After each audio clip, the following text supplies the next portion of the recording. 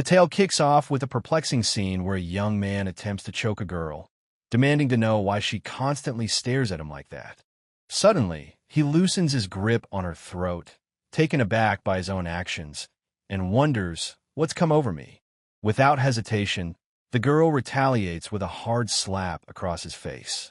Stumbling back, the guy crashes into a tree, leaving scratches on his skin. Dazed, he gets to his feet and questions whether he's dreaming. He mutters to himself, "But how can it feel so real?"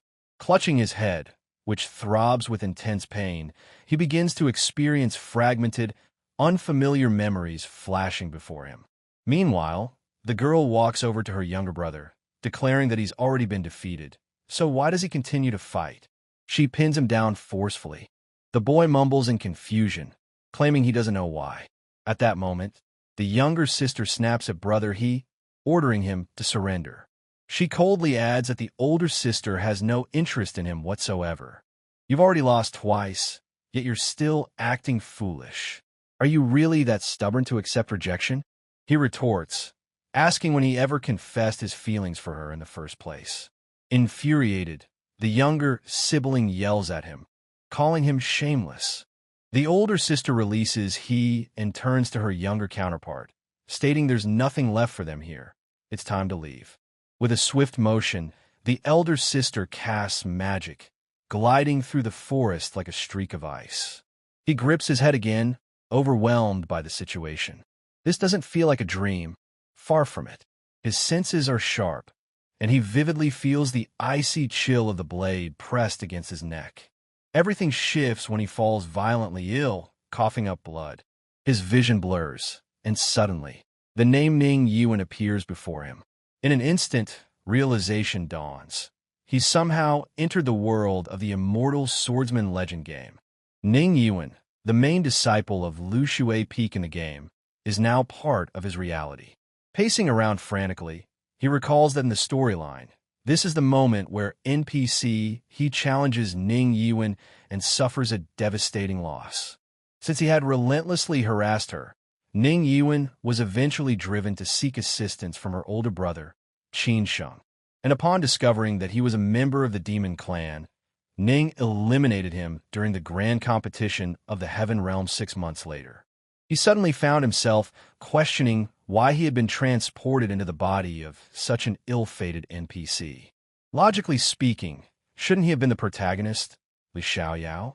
To make matters worse, he had consistently skipped the NPC dialogues while playing the game. He muttered to himself that he only had a faint recollection of the overarching plot. Thankfully, he was nearing the end of the game and still retained knowledge of the major events.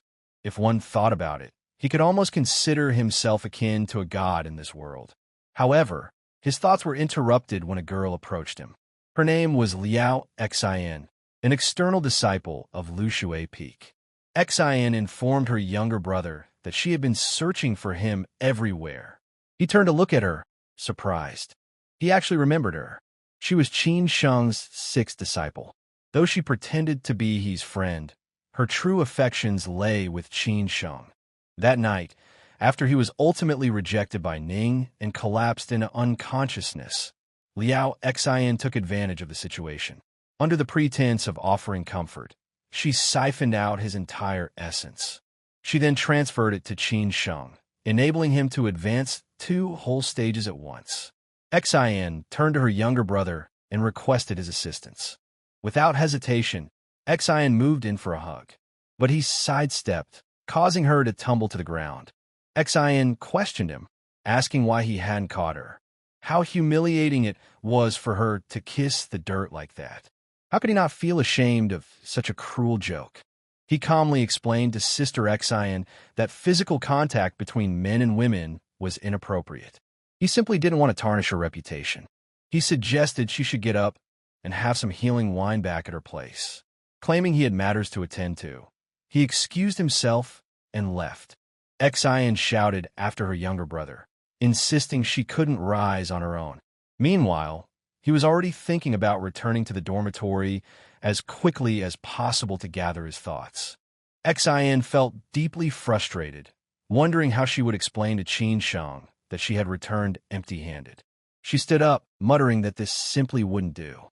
Upon reaching the courtyard, he remarked that, as an outer disciple of Lu Shui Peak, he didn't yet possess a token. Without it, leaving the barrier of the heavenly realm was impossible. He needed to complete mandatory tasks to earn that token.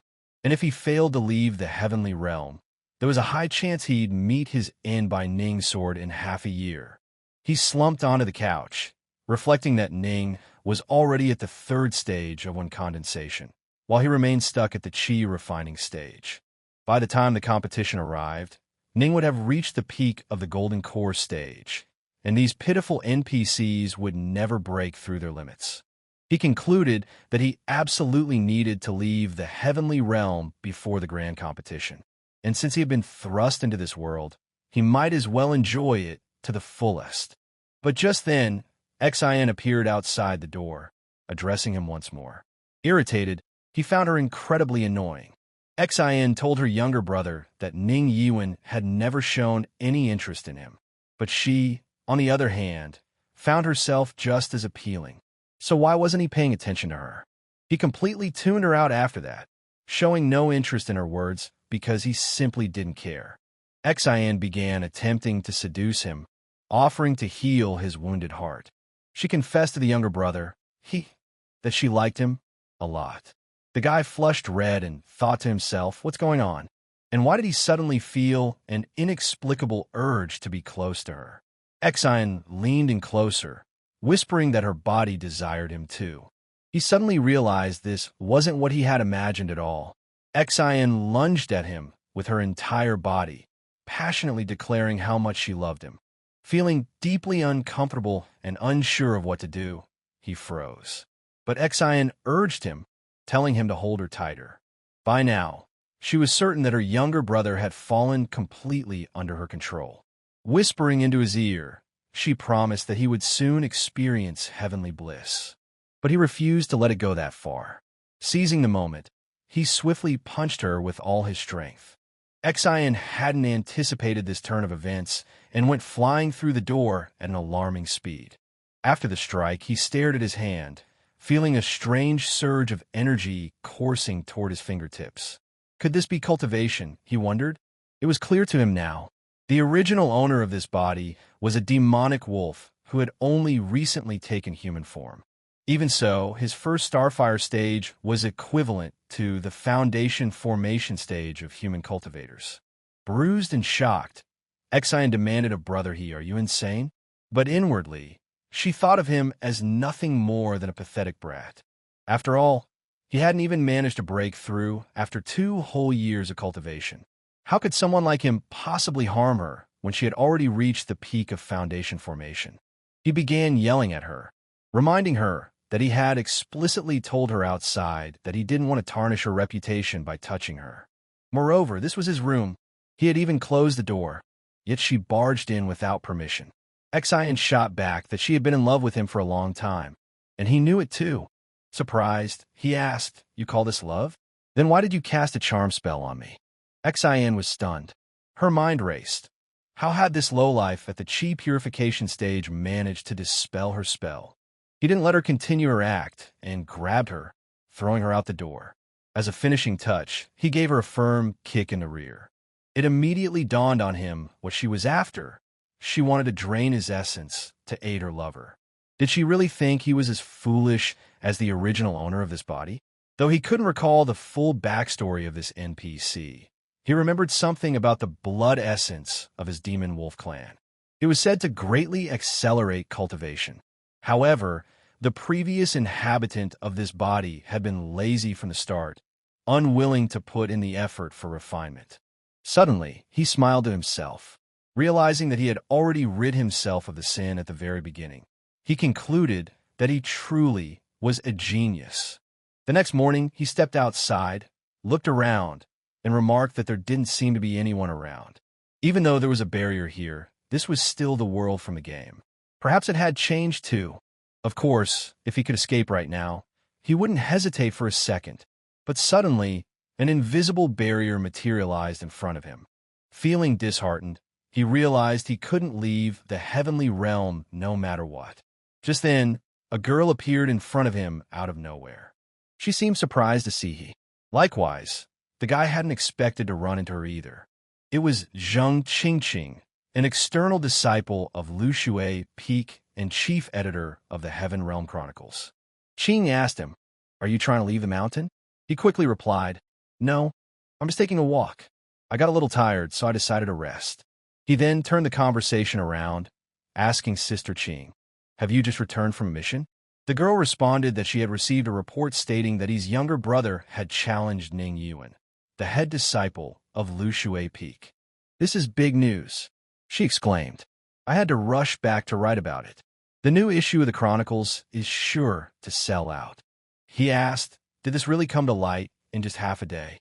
Qing replied that she had received a solo mission. However, she heard about this event on the way to the site, and she immediately thought she still had plenty of time to complete the assignment. So she went back to write the article. However, she had never imagined that she would stumble upon him. He would just have to tell her the details. He said he hit his head then. It's all just a misunderstanding. Qing asked her younger brother, "He's not really in love with Ning, is he?" And in fact, everyone around him says that he's just jealous of Big Brother Qing. That's why he's hitting on Sister Ning. That's true, right? But he needn't worry. She treats him solely as a cult brother. He asked, how could he even like Sister Ning? Although they're all studying in the Heaven Realm sect, but there's still a boundary between them and Yin Yin Peak. He said that he hardly ever saw Sister Ning. Qing thought that because the last time he challenged her, he said that he would defeat her in the great competition of the Heavenly Realm and make her his wife. She was there and heard it all herself. Sister Ning is at the one condensation stage and will definitely reach the golden core in half a year. She really is the eldest sister. Moreover, she had received a title from the sect master, so she couldn't be called Big Sister now. She should now be addressed as Lady Yuehua. He said he got drunk that day and was talking nonsense. He's just a secondary NPC, yes, but he dared to defy his story character and marry her.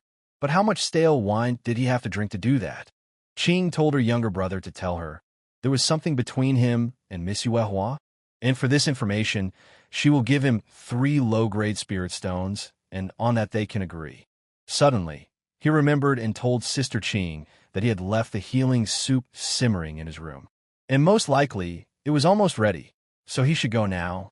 He started to run away immediately and not let her say a word. But Qing ran after him and asked him to stop. Qing said that they are neighbors after all. Wouldn't it be better if they went together? He started laughing and replied that he really hit his head hard, and they can go together. But what he was really thinking about was why couldn't he just not skip the dialogue? Qing said that she actually thought that he had very pure energy. If he keeps practicing hard, then in 3 years, he will have a chance to fight Lady Yuehua. There's no need to rush and do everything this year. But he actually didn't even know if he could survive the next 6 months. Qing suddenly spoke, that dream lotus that is now in Miss Yuehua's possession, that was handed over by the sect master himself. If he could obtain one extremely rare blade, the Sun Dragon Flame Sword, it would greatly accelerate his development. However, she doesn't know where he is now. He listened to her and replied that he was grateful for the advice, but he really had no feelings for Sister Ning.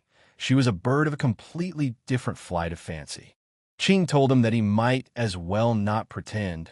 Madame Ning was on the rumor right now, and he had already met her so many times. And she hopes that soon their relationship will go to the next level. He didn't like it and asked his big sister to stop teasing.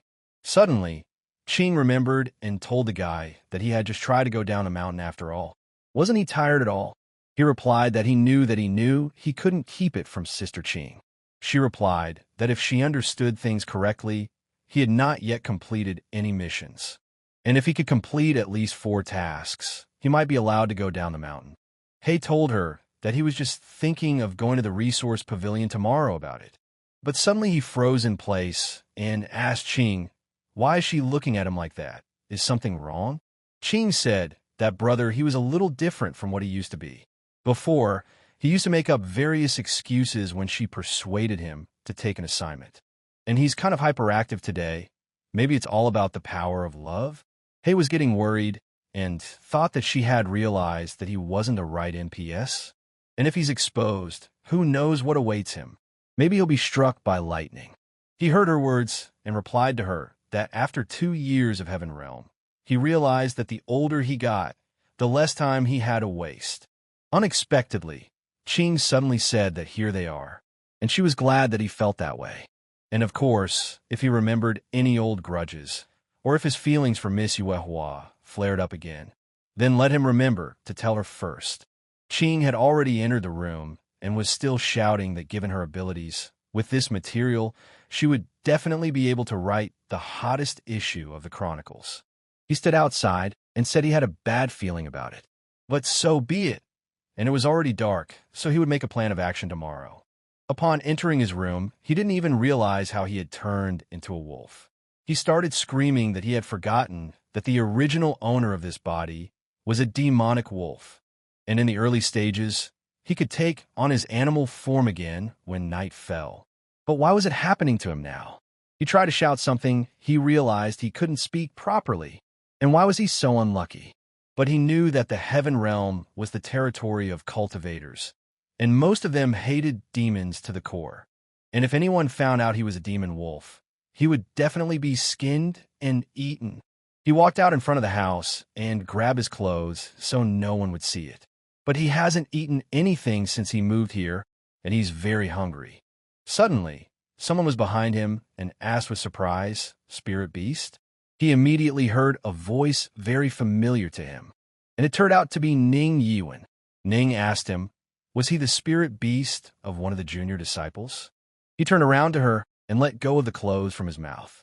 Ning began to caress him and said that even without a binding spell, did he really not have a master? She took him in her arms and said that this is a dormitory for students. So if he doesn't have an owner, he can't come in here. He realized at once that he had screwed up big time. But Ning was attentive, and looking at the clothes on the floor, she asked, "Whose room is this? And how can you even leave your clothes right by the entrance?" Ning asked him if he was hungry, and if so, let him go with her and she would give him something to eat. But he was getting very excited at this time, and he really liked her scent, and how eager he is to take a bite of it. And it must be that it is very delicious. But abruptly, he rearranged himself and began to deny it. He realized that Ning had a jade spirit physique, which naturally attracted demons. And if he could drink some of her essence, it would greatly enhance his cultivation. But suddenly, he started to deny and told himself that it couldn't be like that. Ning saw him flapping his head and asked, "Is something wrong?" and even called him a puppy. He was surprised very much after saying that and wondered, was it really the same person? Ning slowly approached him with her lips to kiss him and told him not to be afraid, for his little sister would protect him. Ning told the pup that the master had instructed her to deliver something to her uncle at Lushui Peak, and she happened to meet him. And like her, he's very cute, and asked him to let her wipe her little paws. He was very surprised to hear about the paws, but Ning slowly took his paws and began to wipe them. Ning told him that he was all dirty. She couldn't even remember ever seeing a spirit beast in the heavenly realm. And had he really wandered into this place by accident? Hey, wonder what was going on here. Why is Ning acting differently than she did in the game? And why is she treating him like this in the first place? Ning started to suddenly say that today, junior brother, he had challenged her again, and, as expected, he lost. But he's so weird. Everyone thinks he likes her, but she doesn't think so. Hey thought, why is she suddenly talking about him? Ning said that she actually hates Brother Hey, simple as that, but suddenly she switched and told the puppy that he's still little and won't understand anything anyway. Ning lifted him up in her arms to wipe him everywhere. But he suddenly became shy and realized that he was naked. Ning noticed this and said that she didn't expect him to be so shy. He's so innocent, too. And today, she's letting him get in with her. Hey was surprised every time, because he would be sleeping next to Ning. And he also realized that she really likes small beasts. Does she often catch spirit beasts to sleep with her? He began to think, what should he do? Would he really have to sleep next to her? No spirit beast would refuse something like this and leave Ning. After all, he could prolong his life just by smelling her jade spirit body a few times. And if he suddenly escaped, wouldn't that be too suspicious, he thought.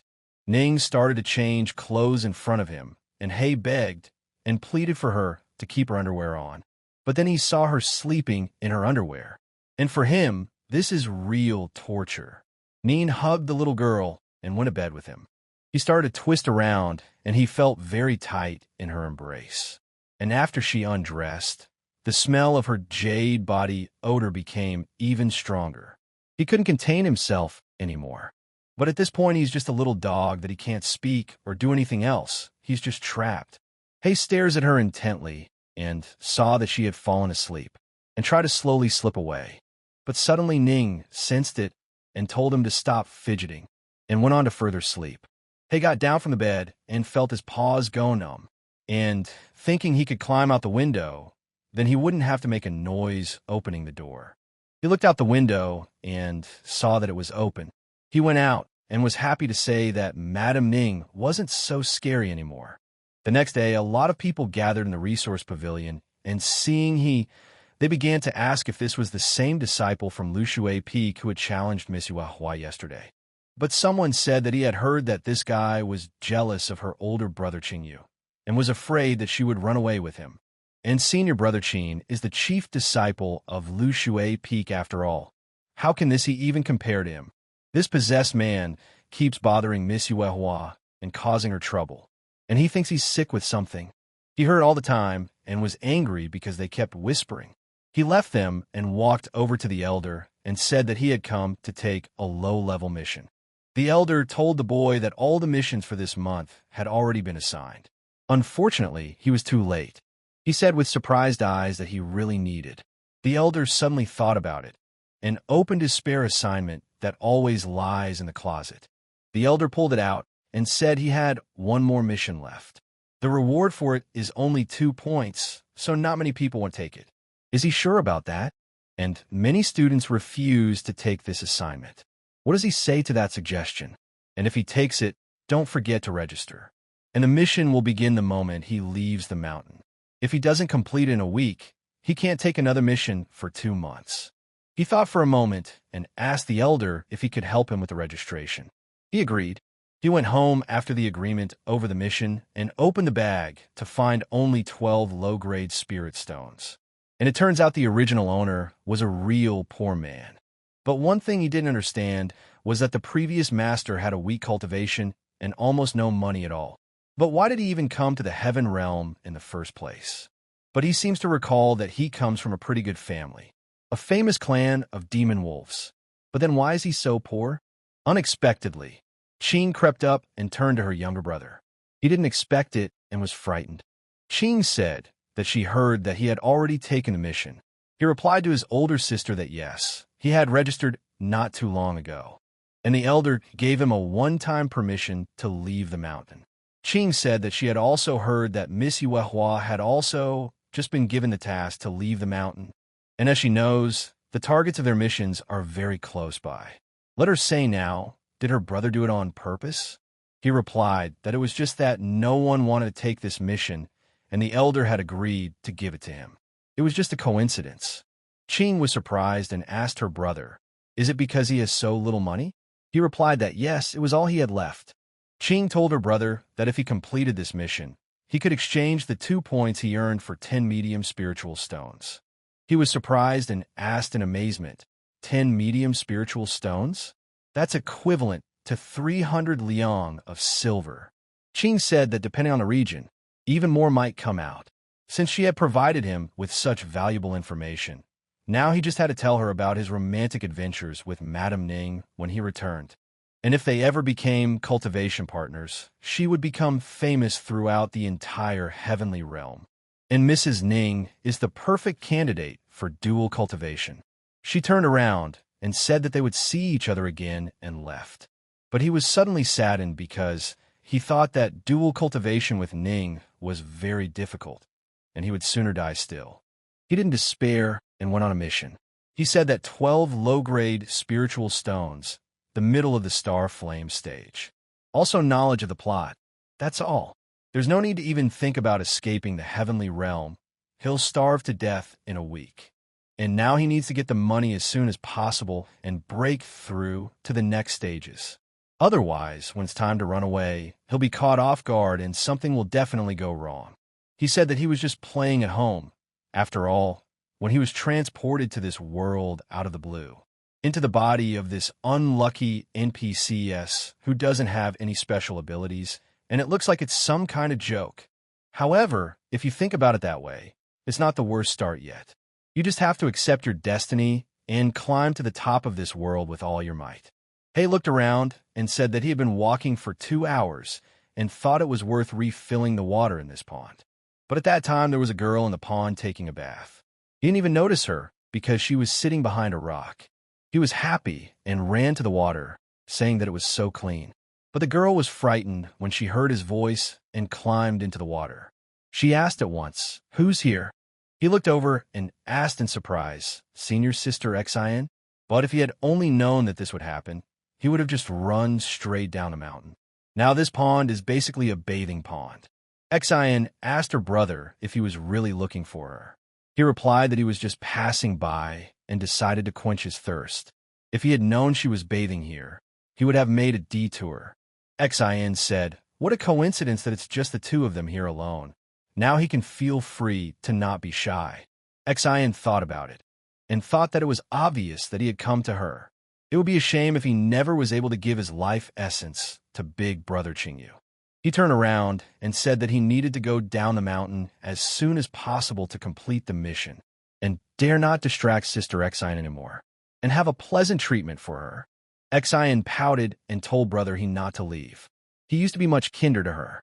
But what happened? If she made him angry, is she asking him to tell her what she did wrong? He asked her older sister, is she really a pervert? Xian fell to her knees and with an angry face replied, "Pervert." Xian told brother that she really has feelings for him. So why is he treating her like this? He turned around and replied to Big Sister Xian that she better pay more attention to Big Brother Qingyu. Xian thought, has this weakling realized something? He had been avoiding her on purpose lately. But it couldn't be. He'd always liked her flirtations. But the stranger was sitting in the tree watching. The stranger came down from the tree and said he is really strange. Although he says that he admires him, but he heard that he has a rather close relationship with this Xian. And just now, she tried to get close to him, but he turned her down and even called her a pervert. She can't figure out what's going on in Hei's head. Ning told Li's younger brother that he should mind his own business. The boy replied that he just apologized to his older sister. He had let himself go too much. Li said that demonic forces have been reactivated lately. This time, her assignment is related to them, so he asks her to be careful. Ning tells her younger brother that his mission is no easier, and on the other side of the portal, their paths diverge. She needs to go north to Zhuiyao County. Li replied to his elder sister that he believed she would return with victory. He at this time went to the barrier with the key, and swiping his hand, he was surprised and said that it really worked. But he felt sorry that this one-time pass had a return function, and if he exceeded the mission time, he would be forcibly teleported back to the heavenly realm. But otherwise, he would have already thought of ways to escape. He immediately ran to the nearest city he wanted. Arriving at the place, he said, was even closer than he thought, only half a day's journey. He arrived at Jiaoyao County, located 10 kilometers north of the Celestial Realm. And this is a prosperous area located between the mountains and rivers. He realized that although he had already seen the items sold here in the game, it felt completely different in real life. And then all these things were just static images, and most sellers couldn't even engage in dialogue. But now, listening to their conversations and laughter is a previously unimaginable experience. Hay said that the last body master didn't even have a proper weapon. He feels uncomfortable going on this mission without a sword. Hay pulled out his bag of coins and decided it was time for him to shop. As he entered the pavilion, the saleswoman asked him if he was interested in a particular type of weapon. They have absolutely everything, and secret weapons that can be hidden even in his sleeve, and huge axes with which he can easily crush his enemies. He said he needed a regular sword, so maybe she could help him find the right one. But suddenly one of the swords that stood in the shelf was swept to his eye. He took it in his hand and asked how much it was worth. The seller said he has a keen eye. This sword cuts through steel like butter. It's perfect for self-defense and will only cost him 10 liang silver. He said that he didn't have any silver with him. Could he pay with low-grade spirit stones? The seller told him not to worry. There was a wonderful pawn shop nearby. There you can easily exchange the stones for silver. And if translated into spirit stones, 3 would be quite enough. He took out the stones and gave, but he thought it was expensive. The seller grabbed them from his hand and thanked him for buying them. After all, she herself realized that it was expensive and the buyer might change his mind. Suddenly, he said that he was actually a Heaven Realm disciple from Lushui Peak, and he would like to ask her some questions about the flower house. He started the conversation and asked about what he wanted to know. The vendor replied that about an immortal cultivator, she really knew something about this place. She said the flower house is the largest brothel in this county. Recently, many emaciated and dying men were found there. The authorities, of course, questioned the girls working there, and even the Flying Dragon Squad checked every corner. They all turned out to be human. But if that's really the case, how could they have exhausted all those men like that? There's definitely something fishy going on. He immediately thanked her for the information and said he would go there right away and check it out personally. The vendor told him that since he was a cultivator from the heavenly realm, she believed that he would bring them out. He arrived at the place and said that it was pretty empty. It was a flower house where everyone came to watch the dance. He said that he felt like the desiccated corpses had greatly affected the flow of customers. Otherwise, the place would be quite crowded. Suddenly, a woman came down the stairs and said that at this rate, she would have to close in less than 3 months. But why her establishment had already suffered so many customers? But when she opened her eyes, she saw that a customer had come in. The woman asked the gentleman if he would like a drink, or perhaps to satisfy his hunger from the road. Can you also think of a girl for her?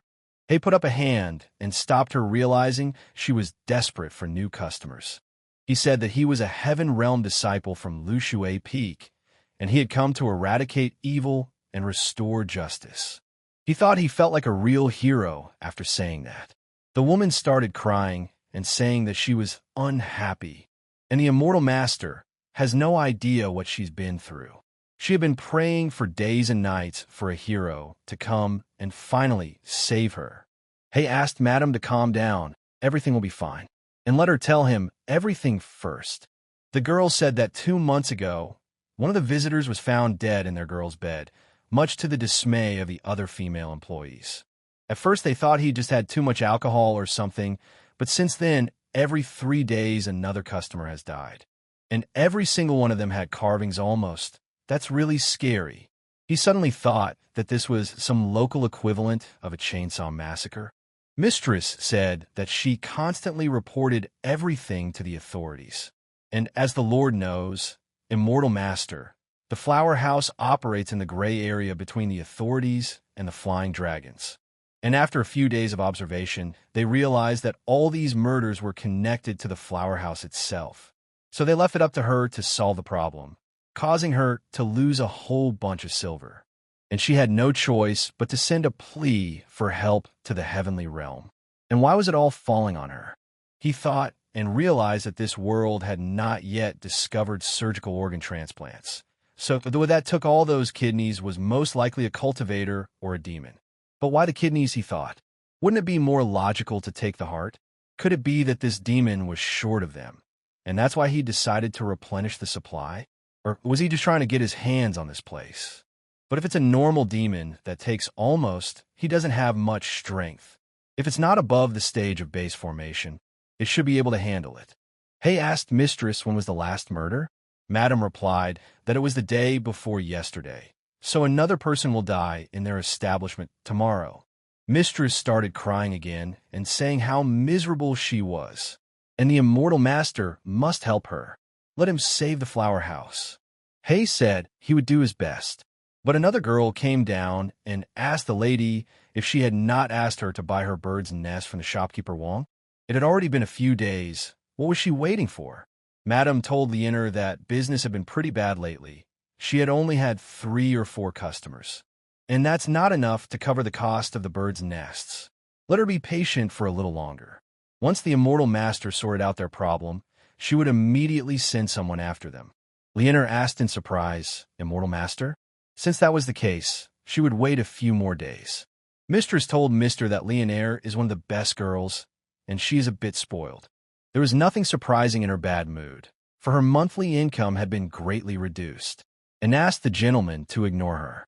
Hay replied that no problem, and asked Madam if she could prepare a guest room for him, just a regular one. He needed some time to make a plan of action, and today he'd like to observe the flower house in operation to make sure everything goes off without incident. The mistress replied that she would arrange it no problem. Let him follow her, she would guide him. And in almost all of her girls' rooms the bodies of men had already been found. Only Leonor's room hadn't had any such incidents yet. Therefore, her bad mood was understandable. He asked, "Which of these rooms is hers?" The mistress immediately pointed her finger to where the room was. He said then he would stay in the guest room tonight and switch with Miss Leonor tomorrow morning. The mistress knocked on Leonor's room and asked if she was there. The girl came out and replied that she was going to sleep. And what did the mistress want at this late hour? Mistress replied that the immortal master would switch rooms with her tomorrow morning, so she would need to pack her things as soon as she woke up. He looked at her angry face and also said that he hoped she would understand. Leonor replied that catching a criminal is one thing, but a man occupying a lady's room is completely different. What kind of nonsense is this anyway? Hay replied that he was only worried that the perpetrator might hurt her. Otherwise, he wouldn't have asked her to do such a thing. Leonor walked up to him and touched his face and said that he was very handsome, and, given his attractiveness, she would let him stay in her chambers for a while. Mistress pushed her and said that a mortal master is different from other men. Let her behave herself. Leonor turned around and replied that she understood. The lady told the Lord that she apologized. Girls from places like this often lack tact, and asked him not to take it personally. Hay replied that everything was fine. The lady opened the door and told the master that here was his room. The location is just perfect. You can see the whole first floor from here. Madam took his hands and told him that her life and livelihood were in his hands. If there was another murder, even the few customers she had left would scatter. Hay replied that he would do his best, and he promises. Now he had to get ready. Hay slowly pushed her towards the exit. But mistress tried to talk to him some more. He slammed the door shut. He settled down and sat down at the table thinking that there was indeed a quest related to the brothel in the game. But the reward was too small, so he always ignored it. If only he could go back to his home world, he would never miss another quest again. And now he had a weapon, so he would be cultivating tonight. He needs to scrutinize all the techniques to improve the original body owner. And he's hoping the criminal won't be too difficult to deal with. It's a low-level mission with only 2 points, so there's nothing dangerous here. However, he should not relax. According to the book, having reached the stage of foundation formation, one should gather spiritual energy at the point on the forehead to feel the spirit of all things. And as one's cultivation increases, one's perception intensifies, eventually reaching a completely different level. Even though he's at the Starfire stage, which is the equivalent of forming a base, he should be able to do it. And it seems pretty straightforward. He started cultivating, and after seeing the appearances of the people in front of him, he realized that he could actually sense all things. It turns out cultivation is so interesting. And why did the former owner of the body neglect refining it? If he had put in even a little bit of effort, he might have already reached the 3rd stage. A terrible waste of the Demon Wolf clan's talent. He started practicing and spent the whole night trying to learn all the moves for offense and defense. He suddenly stopped and almost completely learned the first 3 chapters of this technique. But he was curious. When he returned to Lushui Peak, he would definitely borrow more techniques from the library. His joy didn't last long, as suddenly he turned into an animal again. Hay left it all behind and said that he was already on his feet all day. We need to get a good rest to catch the culprit tomorrow. Hay lay down on the couch like a normal person and fell asleep. While outside at night, Ning fought the enemies and said that whether she ran away or not, death still awaited them. The man chasing her replied that she had fallen into their trap without realizing it. And Ms. Ning is more like a pacifier. Ning still fought to escape. But suddenly, she was surrounded from different sides and told that today her jade spirit body would become theirs. But Ning wasn't so simple. She immediately pulled out her sword and used the silk dew moon sword against them. Like a true beauty, she used the attack technique and swung her sword directly at the enemies. The attack was so great that she knocked out the enemies with a single blow. But one of them survived and begged the lady to spare them. But she was ruthless about it and realized that she didn't want to leave any evidence behind. On her way out, she used an electrical attack and fried them.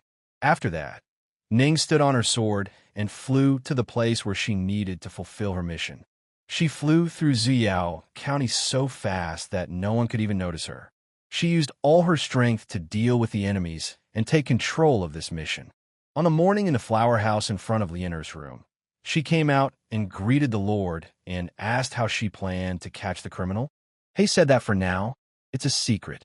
Liener said that because the perpetrator cut out his victim's kidneys. Isn't he afraid? And anyway, she thanked the master for his help.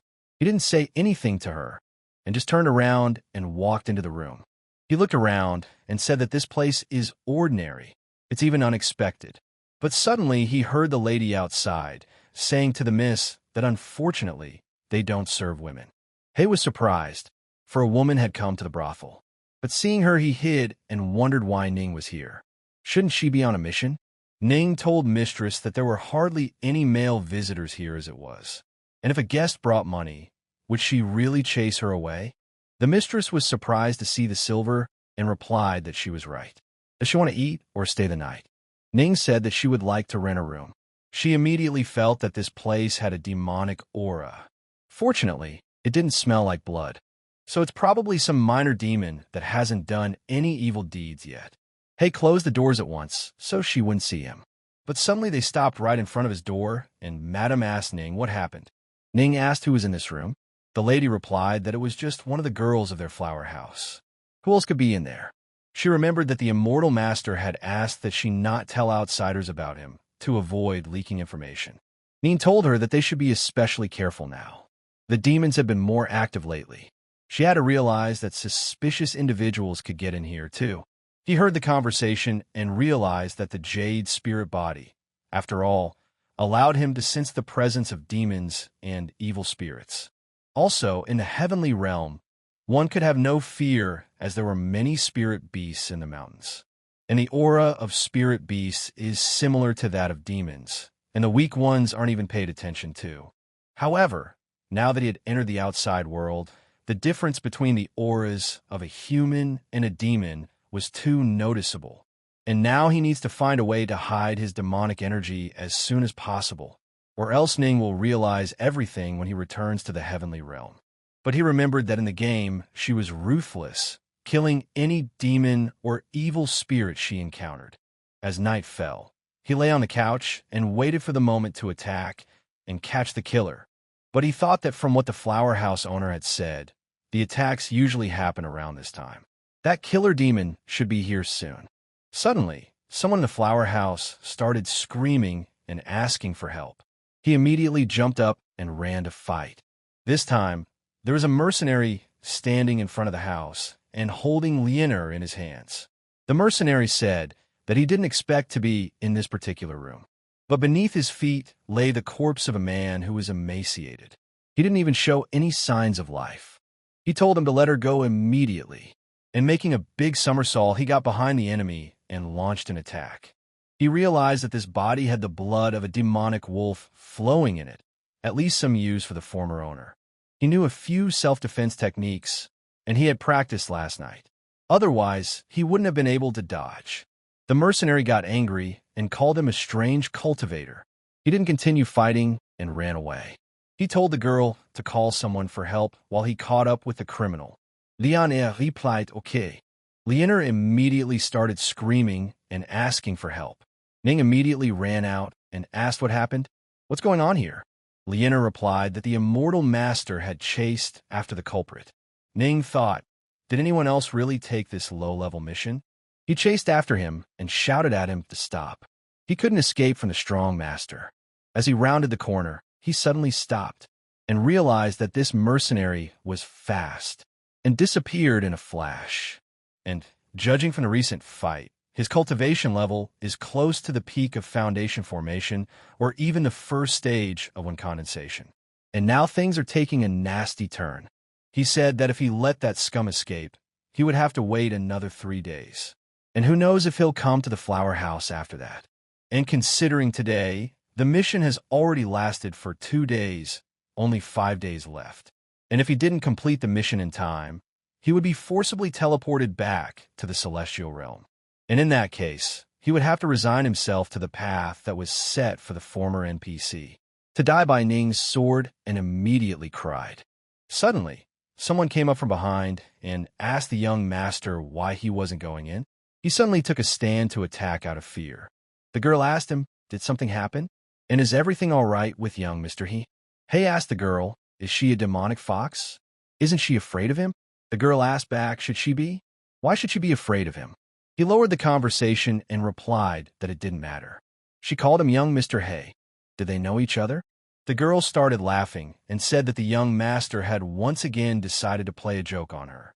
He was still in the realm of humans, so they had better enter the demon market first. He didn't refuse her and walked through the barrier with her. Suddenly, he started looking around and asked if she really knew him. The girl replied to young Mr. He to stop playing a trick on her. Everyone here knows who he is. Before entering the pavilion, another girl met them and told the gentleman that it had been a long time since they had seen each other. The girl said that 2 years ago, his aunt had asked him to forge a set of chains sealing demonic energy for him. Payment had been made, but he disappeared, and she had no idea she'd run into him at the entrance to the demon market. Suddenly, a great many children appeared in front of him and hugged young Mr. He. The girls asked the young gentleman where he had been these 2 years. They kept his items safe and sound. And why doesn't the gentleman want to take them with him?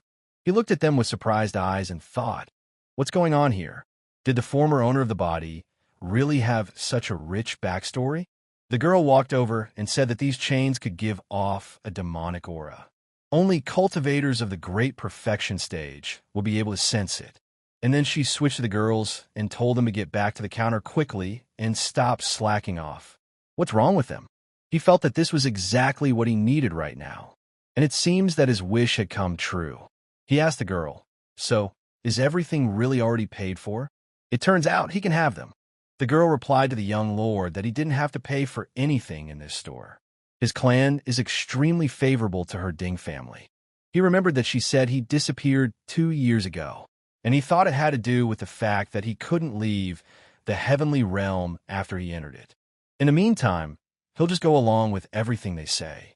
He can't even imagine what would happen if anyone found out he'd taken possession of that body.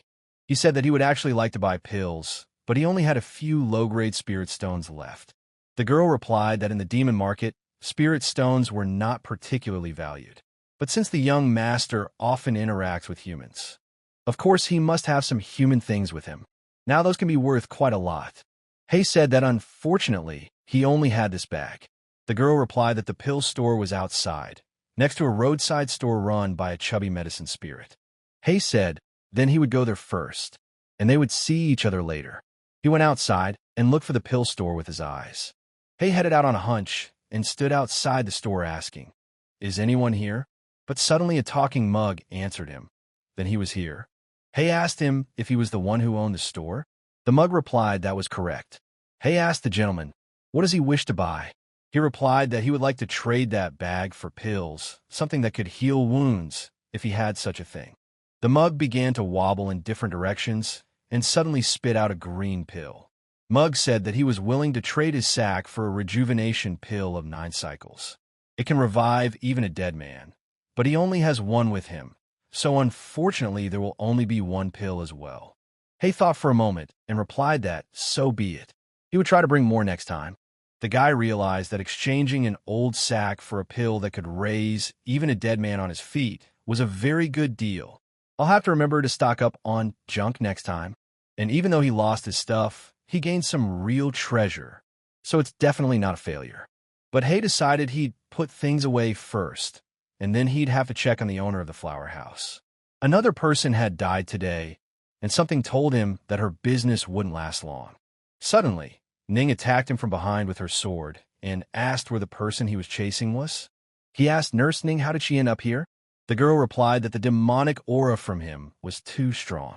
Hay said what must have been left over from the battle with that criminal, and he apologizes for the discomfort he caused. He was glad that he had time to wear this bracelet that suppressed the demonic aura. Ning said that's how it is. And is he sure about it? She realized that this aura clearly belonged to someone who was in the early stages of vein condensation. Why is there a demon above the base formation stage encountered on a low-level mission? Ning told the guy to follow her. They need to talk to the owner of the flower house. Ning said that she would also report the situation to the main pavilion and ask for an extension on the mission. Hay asked with surprise, "Really?" Ning turned around and told him to stop talking. They need to go. After the conversation, they came to the mistress while she was feeding Lianer from a plate. Ning asked Ms. Lianer if she could describe the attacker's appearance. The girl replied that the man seemed to have no face, and a face of frightening black emptiness. It must have been a demon, all right. Ning asked her, did he attack while she was busy? Lianer answered that yes. Ning told the guy that during intercourse, the yang energy in men's kidneys peaks, making them the perfect treat for demons and demonic cultivators. Madame cried and said that she thought Lianer would be safe if she switched rooms, so she let her take in a client. And greed blinded her. Now that another person has died, the flower house in Jiaoyao County will have to close down. Ning asked the lady if there were other such establishments within a 100-mile radius where men could relax. The mistress replied that no, just them. Ning suddenly realized that this girl was also a cultivator and said that was fine. Then the culprit would return, but for now, he would probably lay low for a few days. And she and her little brother will stay here for a month. During that time, she will pretend to be her employee, and Hay will pretend to be a client. Hay was surprised and asked, what? Ning looked and asked in response, does little brother not like something? The guy replied that of course not. He will do as his sister says. Ning approached Madame and asked her to make up an alias for her. This would make it easier for her to pretend to be a courtesan so as not to attract unwanted attention. Mistress said she could not allow a master of her level to stoop to a girl from her establishment. Ning replied that she was just doing her duty of exorcising demons. Let Madame not make things up. Also, her younger brother, from today onwards, will be living with her. He blushed and pointed his finger at himself and asked him. He walked out of the room with his sister and asked could he really lose a kidney? But he also realized that he could transform again at night, which was extremely bad. If they didn't kill the criminal as soon as possible, he would be the first to die. The next day, he went to the lake.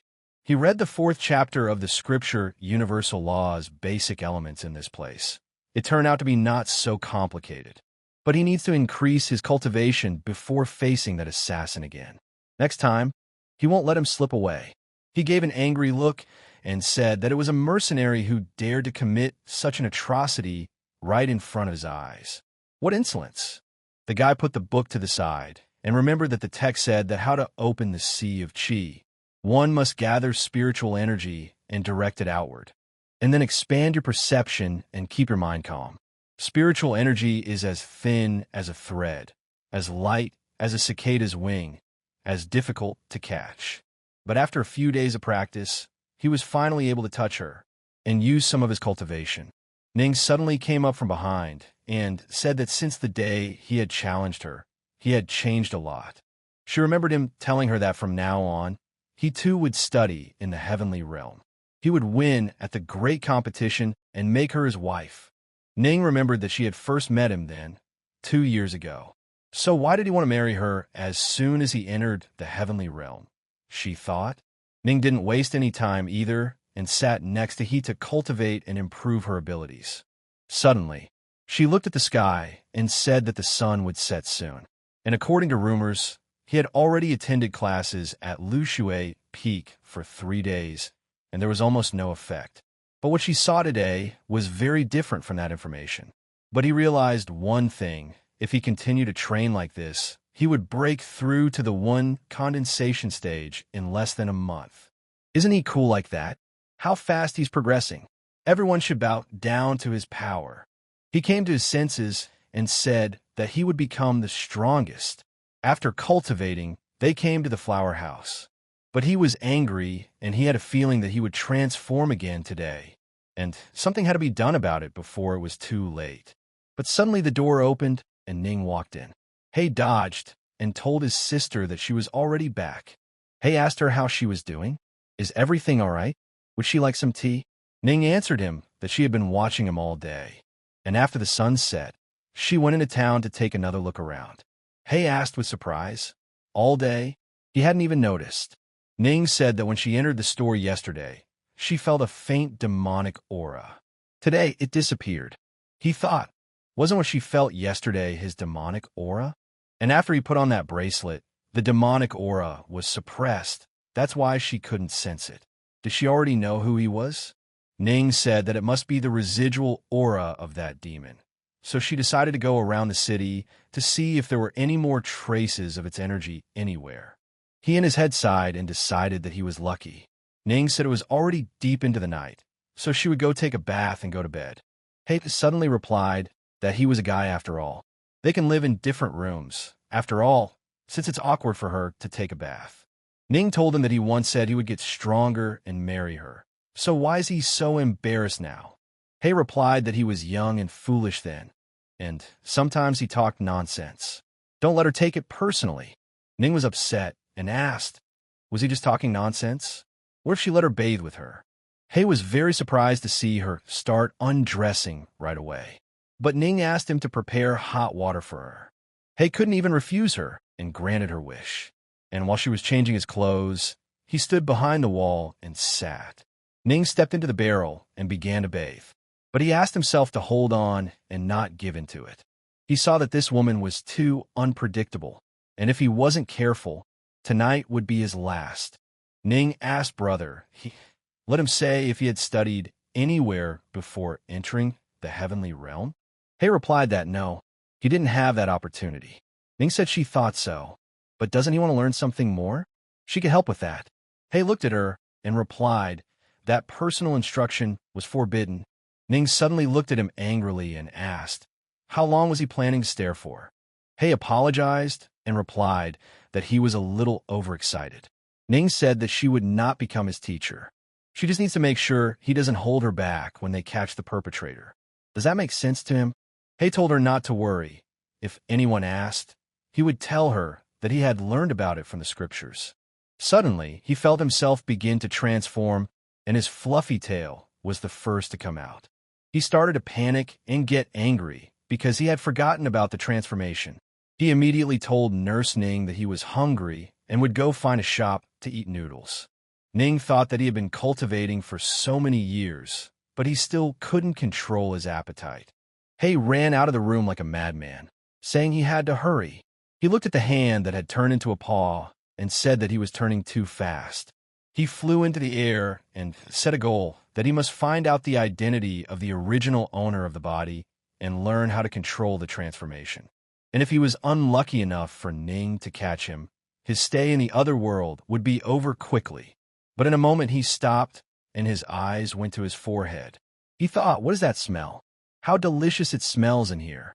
He slowly made his way through the bushes and knew by the smell what he had found. And it was a fried fish that was frying. But looking closely, he saw the girl sitting next to him, an even hat and cat. The girl looked at him with sweet eyes and asked, puppy-like, if he was hungry. He began to wag his head and pointed at himself with his paw. The girl said that yes, she talks to him, but she also saw the collar, and it turns out he has an owner. And then he shouldn't be wandering around in the woods at this hour. And if he gets lost, his owner will be very upset. He started barking and thought it was a cute girl. The girl handed him the fish and told him to help himself. He would definitely like it. He began to eat very good food and to be happy. But he heard a cat's voice nearby, asking him how he liked her mistress's fish. And she told him once, quickly let him finish it and get out of here. He made a sound and asked the cat, is he really jealous of his mistress? Is he so cute that he feels threatened? The cat replied to him that he was a spirit animal, not some mongrel. And how could he possibly be jealous? They couldn't help themselves and started fighting and scratching. But the girl saw this and shouted at them to stop. The girl started to run toward them to separate them, but got caught by her dress and fell right in front of them.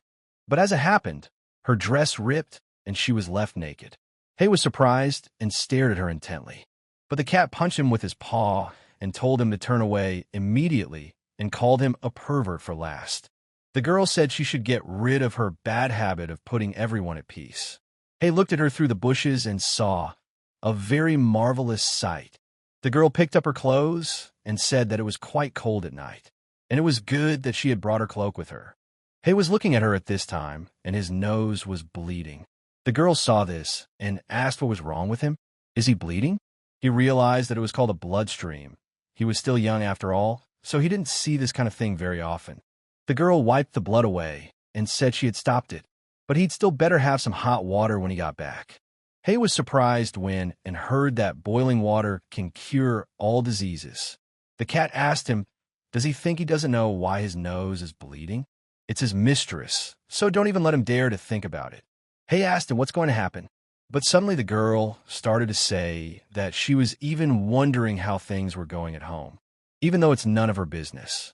Her father and mother don't care about her, and she doesn't care what they think and throws the rest of the fish on the ground. He asked what happened to his mistress. The cat replied that the master and mistress were forcing her to marry the heir of another beast tamer clan. Hay asked, so did she just run away because of the marriage? Cat asked back, what else was she supposed to do? He would see him, so big and strong he could even kill a pig with his ass. But the mistress still won't be able to escape. The master and mistress understands the language of animals and will soon find her. Then suddenly the girl heard a rustling in the forest and asked, who is there? Let him come out immediately, and immediately pulled out a whip. She wondered if her father and mother had found her so quickly. But what should she do now? But then Ning came out and said that it turns out she was from the Tamer clan. No wonder there's so much demonic energy around. Hay was surprised to see her, because Ning had been able to find him. She looked at the puppy and wondered if it was the same one. That explains why she hasn't seen him in days. He just went for a walk. She also knew that this was a dormitory for students. So if he didn't have an owner, he couldn't come in here. The girl asked her who she was. Ning answered her that when she asked another person to introduce herself, shouldn't she do it herself first?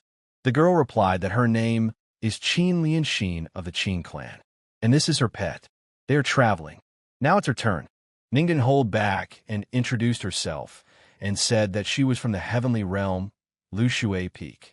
Lianshin asked her with surprise, is she Madam Ning? Is it really true? He looked at them and thought, how did she even manage to meet her fan here? Lianshin told her that she had admired her for a long time.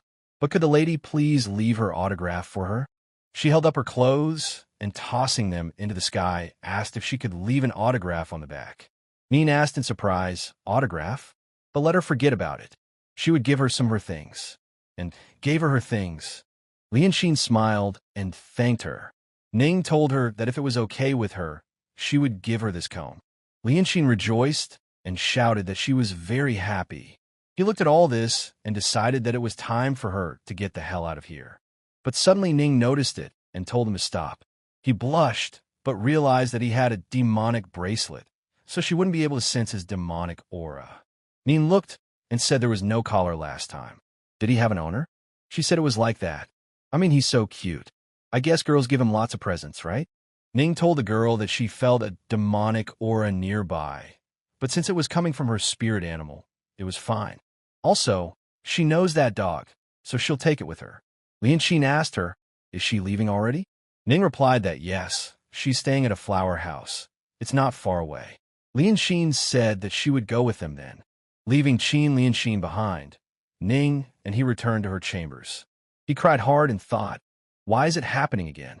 Ning tells him that since he's here, he won't let Hay bother them, and she thinks he won't come today, and she hopes he won't have any trouble surviving until tomorrow morning. He heard all of this and thought hard. Was he really that bad compared to the puppy? Ning hugged him and said his fur was so soft, and he smelled so nice.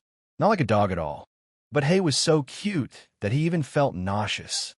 Ning picked him up and carried him to bed. Ning suddenly used her magic and said she locked the doors and windows and hoped he would know what to do when he got back. He suddenly thought, how did it lock up? How was he going to get out of here before morning? There's also that damn transformation. And what's he in for? They lay down on the couch together, and he felt that Sister Ning was very soft and smelled like flowers. But he immediately went up to her breasts and stopped wondering what he was doing. Ning noticed this and said she thought the puppy was a loner.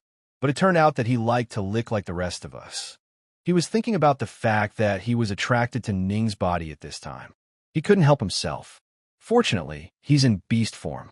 If he were a human, he would probably have died by now. But if one day Ning's sister finds out that this puppy is him, it will be very bad for him. But can a puppy have bad intentions? Whose fault is it that he was born a spiritual beast, let alone demons and monsters? And even the average person can't resist something like this. He's literally being forced. He's the victim here.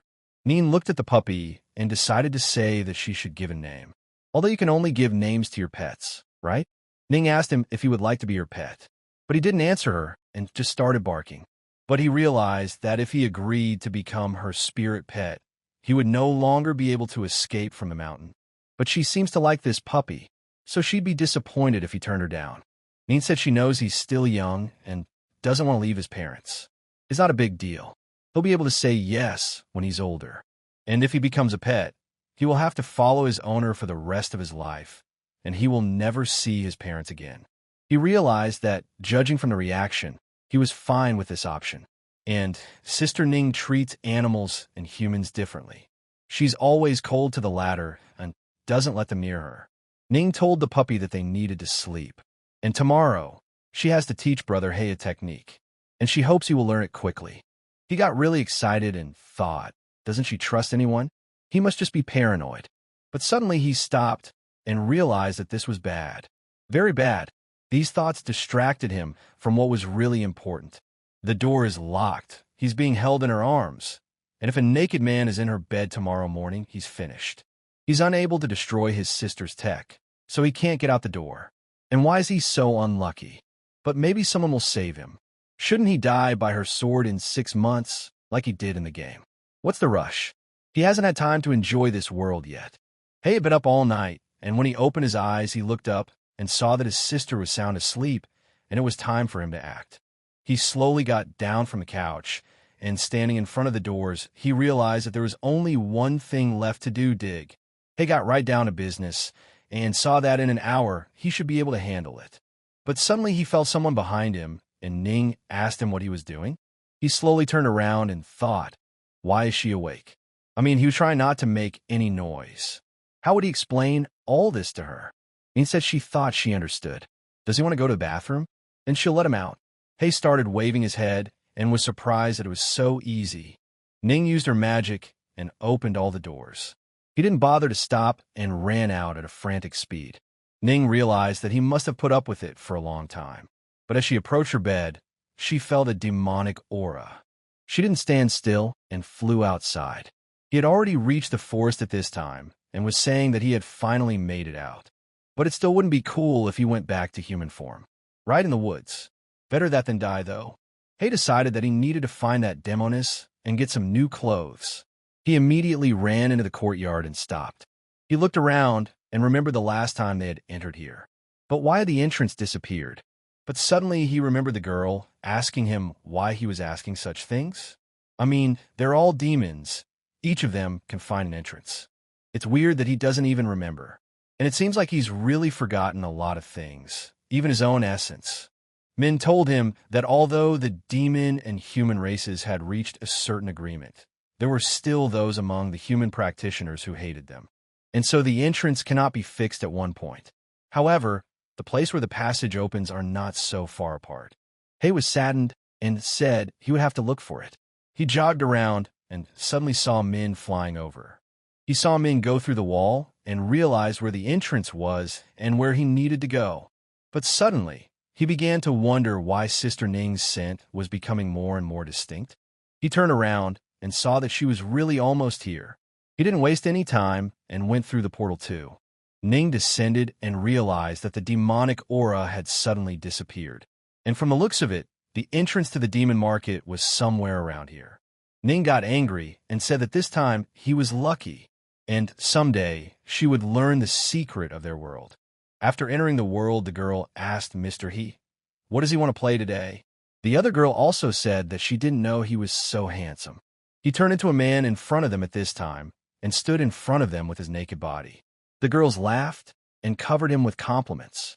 He blushed heavily and told the girls that he was happy to see them too, and it was a good thing he had gotten into demon territory before the transformation. Otherwise, Ning would have called him a demon spawn and finish him off. He rejoiced that he was very lucky. He turned around and told the girls that he was in a hurry and they would continue their conversation later. He stormed over to Ding and asked for her help. Dean looked at him and asked what happened to the master. He replied that he had suddenly returned to human form, but he didn't have his clothes with him. He suddenly wondered why she was reacting like that. But Dean didn't talk to him long and used magic to put it on. He was surprised and thought it was cool. Ding turned to Mr. He and said that he should take a stroll through the demon market and buy himself a spatial artifact. He asked in surprise, "What is that?" Ding replied that it was the name of an object that could hold other objects. An artifact of low quality is good enough to hold a few things. In the realm of humans, such a stone was worth 10,000 spirit stones. But here, if he could get his hands on human things, something a little better than that pouch, he might be able to just barter it away. He could put as many sets of clothes in it as he wanted. He thought for a moment and replied that maybe some other time. He suddenly asked her, "Where's her sister?" Ding replied that Ding Min's sister was not at home. He told her to tell her to say hi to him for him. He would visit them again later. Ding wished Mr. He goodbye and wished him to take care of himself.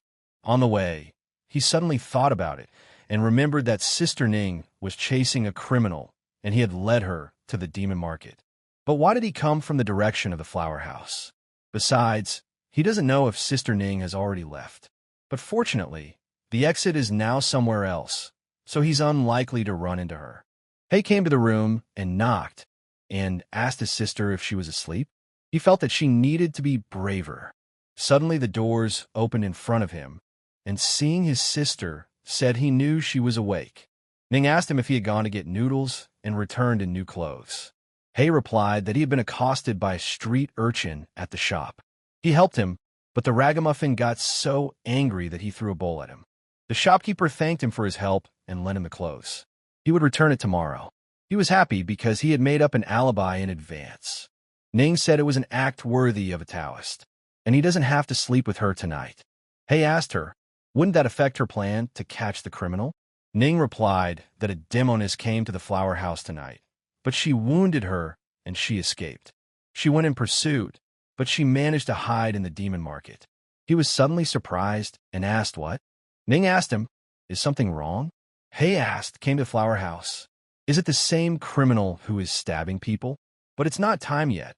And yes, he injured him in that skirmish. So why is he in such a hurry? Ning replied that maybe it was because he had heard him that he had dared to do such a thing. Maybe that's what it's all about, because this kind of thing is unforgivable. Ning suddenly said that it was late outside. It was time for him to go to bed. He bowed and wished his sister good night. He walked outside and thought, why is the criminal so obsessed with his goal? He would rather risk his life than give up what he had planned. And it doesn't make any sense. And there's another thing that doesn't make sense. But why is she so affectionate to the puppy, but disgusted with her? That's what he is.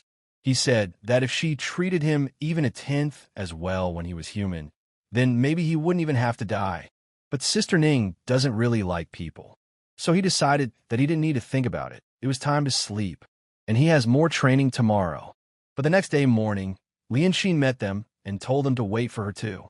The girl said she wanted to join them for training too. Ning answered her that her clan and their sect were two different factions. Lianxin remembered and said that it's like this. She apologizes. She didn't think of it. It's just that it's so hard to see them, so she won't bother them. Looking forward to seeing them at dinner. Ning accepted her words and thanked her for her understanding. They immediately went to practice, and she asked brother he how far he had gotten in cultivation. He said, ashamed to admit it, but he had only broken through to the chi refining stage the day before yesterday. He confessed and said it was all his fault. He practiced too little and realized that since his energy and chi had the same aura, Ning should not detect anything. Ning said that it didn't matter because if he had reached the first stage of chi purification, he was already able to learn the techniques. That was what they would do today. Ning asked her brother if they could get to the other side. He remembers the lesson from the outer sect, doesn't he? Hei replied that he couldn't, and to be honest, he had never been to a class before. He realized that she was going to teach him how to walk on air. Ning said she would only show once, so let her watch carefully. Today, they would be learning the first style of cloud stepping technique, a boat floating on the water surface. If he mastered it, he would be able to float in the clouds. Ning began to show and tell me that first I should direct the chi to my feet. Imagine that they are two flat boats and her energy is flowing under them. And he should learn to steer this current so that it forms a stable platform under his feet. And then you should gently push the chi out of your body, like a leaf on the surface of a lake rising and falling with the fluctuations of the water. And his body should become like a leaf that moved with the flow of chi. He remembered that the past owner's body comprehended the Tao 10 times faster than ordinary people. So he just has to understand what his sister is talking about. Ning demonstrated and told him to remember that it's all about ease and control. Water is malleable, but can penetrate rocks. His body must become like it. Then he can walk on water. Hei also got up on the water and told his sister that she was great at explaining.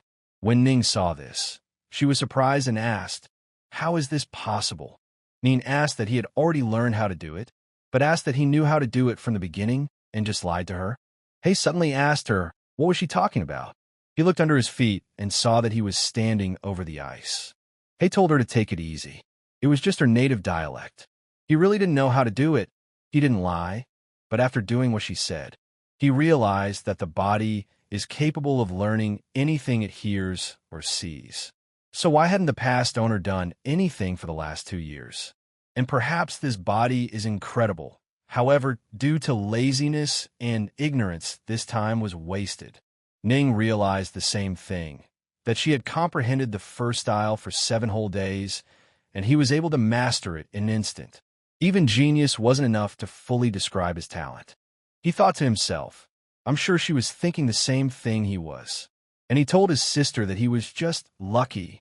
He needs to practice to reach his level. Ning told him that he could study here and she would return to the inn. She realized that she needed to report such a gift to the master so that she could make him an inner disciple as well. Hei said goodbye to her and wished her to see her soon. And then he realized that he was slightly mistaken in his plan, and he's thinking about his talent, and he'll find out soon. But now he would have to search the demon market again for an item to conceal his aura. Now he would have to be even more careful. Ning went to her house and decided to talk to the master. She was asked, is something wrong? Ning replied to the master that the head of Lushui Peak was his sister, right? He could take away one outer disciple from her, right? The master replied that, right, it was quite possible. Did she have someone in mind? Ning replied, a disciple named he. Master asked with surprise, and said that she knew the guy, even heard a couple stories about their encounters. Ning told the teacher that she shouldn't listen to any gossip, only wasting her time. The master replied to her that they were so interesting and would tell her someday. But her reaction, as always, is predictable. How will she find a life partner with that attitude? Ning asked the master in response, then where is her partner? The master told him to tell her to be quiet, and they won't waste time. She still needs to talk to her sister. That would be the end of it. Ning was surprised and saw the locket fall. Half a month passed, and still nothing happened in the flower house. There were more visitors. The lady welcomed everyone and suggested that they stop by, and they waited for them for a very long time. She saw that, thanks to the masters, things were moving forward again. Ning and her brother looked at the people from the balcony and said that she had seriously injured her last time, and it had been quite some time. However, it was still impossible to relax. Hei asked his sister why she was so obsessed with the flower house. It's a demon. She could have gone anywhere else. There are a couple towns nearby. Aren't there similar establishments? Why would she risk coming here again? Ning replied that she had something to do with the flower house, and if they caught her, the truth would come out. Suddenly and unexpectedly, a cat attacked them from behind. It stood in front of them and started snapping at them. Lianxin ran over and set a chime, detecting a demonic aura. And this demon is very careful. She must be suppressing her aura somehow, that one appearing and almost immediately disappearing. Ning took that to heart and asked, suppressing the demonic aura? He immediately started thinking and decided that it wasn't him. No demonic aura had been emanating from him for days. Ning said that she was afraid to imagine that she had already blended into the crowd, and it was impossible to determine his location from the demonic aura traces. Lianxin said that you can't act rashly and involve the common people. Ning replied that it's okay. When she kills someone, there will be an aura surge, and she will find her immediately. And she would find her and wipe her out. He went for a little walk and suddenly saw Liangra catch the lord by the arm and tell him that he had too much to drink, and she would take him upstairs to rest. He said he hadn't seen Lianer for a few days. The landlady said she had been sick, but was now well and receiving customers. And they're carried away drunken years, and without wine, saying goodbye forever. Like expensive, tart wine, and they can't understand its taste. Ning suddenly heard all this and asked her brother, can he write poetry? He thought for a moment and replied that he couldn't, but sometimes he could. The master hugged dear Liang and said that he missed her, and it was a good thing that the flower house was doing well, otherwise he wouldn't have been able to meet her. He heard all this and asked, does this work? The master asked her if she could sing him his favorite song. Liana replied that they had nowhere to rush, let him wait for a while. The master started laughing loudly and said that she was right, they still had plenty of time. At the last moment, he and Lianer's gazes crossed, and it seemed to him that her aura wasn't the same as before. And why did he feel like he knew her? And also wonder how long she'd even worked here? He asked his sister, if this demon knows that they are here, would she have the courage to come through here again? Couldn't she just find a guy, knock him out, and do things the old-fashioned way?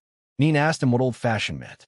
He replied that he meant that she wasn't using magic, but just wielding the knife. In that case, she wouldn't be able to detect her demonic aura. Ning thought and realized that if that was the case, most of the guests would be dead by now. And this demon is very clever. She chose the most crowded place for her purposes, so it would not be easy to detect her. He said, as the saying goes, the most dangerous place is where they feel protected. Isn't it more satisfying to kill someone right under their nose? And suddenly he thought and said that he realized where he had met this aura before. And he hopes he's not imagining it. And he doesn't know why, but he wants to check something out. Ning asked him, so what? He didn't answer and walked through the doors of Lianer with speed. Lianer realized at that moment that someone was coming, but she didn't have time to hide. So He caught her red-handed. Lianer held the bloody knife in her hand and tried to ask Mr. He what he was doing here, but Ning didn't speak and threw a stone at her hand to knock the knife away. Ning said it was a demon. Lianer made a very pathetic look and even let a tear fall to make them believe her.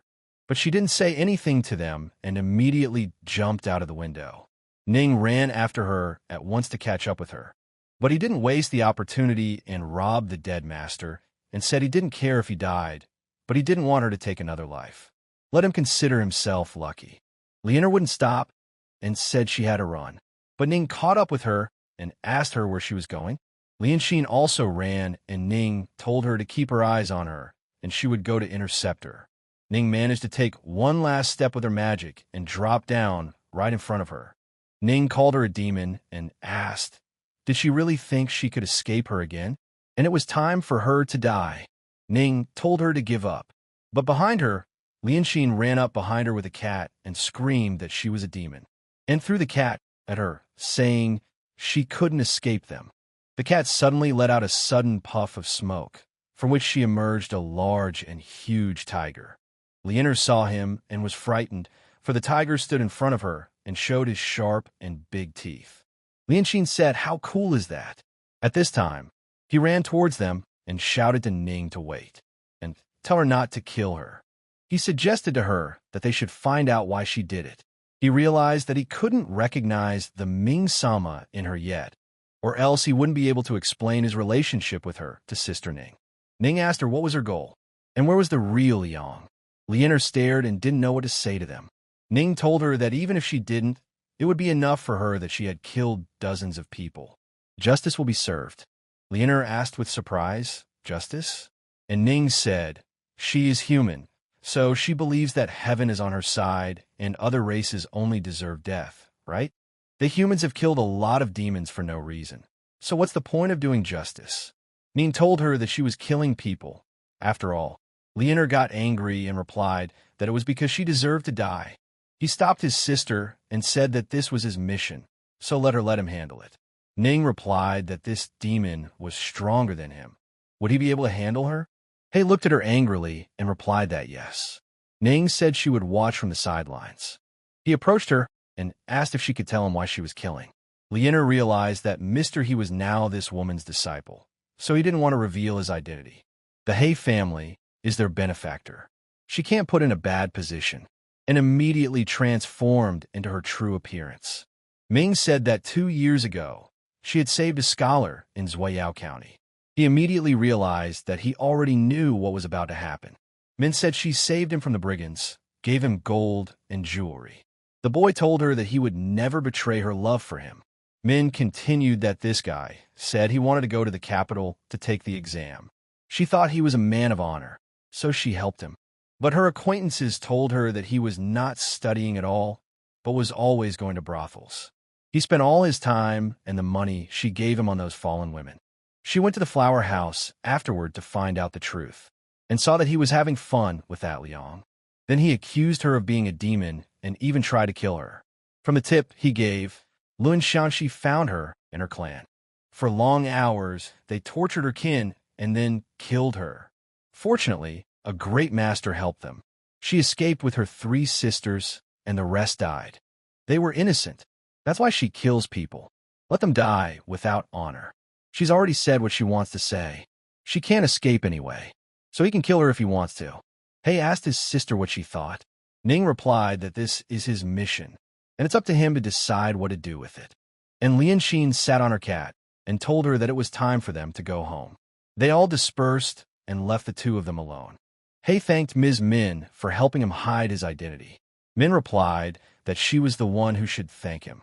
Suddenly, she felt sick and almost fainted. He caught her and stopped her from falling. Min said that that master was from the He family.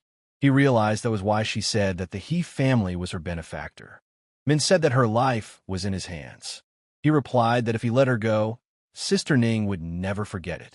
But there is only one way to save her. Min asked which one. He asked her if she would be his pet. The girl was surprised and thought hard. The flower house mistress rejoiced and said that it was very good that no one had died. She hugged Ning and said she was very glad she was here. Otherwise, they would have had to go through all those horrors again. Ning looked at the scene and couldn't believe he had survived after losing so much blood. Suddenly, He came in and told Ning that he was done, and let Madame know that he had dealt with the demons. Now she wouldn't bother them. And he sent people to fetch Mistress Liang. She was not hurt. The lady began to cry even harder and replied that she was grateful to them. The mistress gathered herself and said that she had prepared something for them as a reward and was about to send someone to fetch it. Ning asked him with surprise, "Tamed?" He replied that was correct, but Nurse told him that he was still too soft-hearted. He answered her that she was well aware that her hands were bloody, but it was only because she was the first to know betrayal. These people, they're bad. But Ning said that they weren't bad, but they weren't good either. Even if they took the path of evil, it's not for her to judge them. But what did he do to her? He showed the bracelet in his hands and replied that she had become his spiritual pet. He would spend his whole life atoning for his sins. Ning was surprised and said that now that the mission was accomplished, they should return to the heavenly realm to get their points. He saw that she understood and everyone carried through, and rejoiced because of the fact that his sister didn't say anything. The next day, Lianxin yelled that her parents already knew where she was, so she had to leave, and they will also see each other. Ning and he guided the girl, and she told her brother that he would go with her.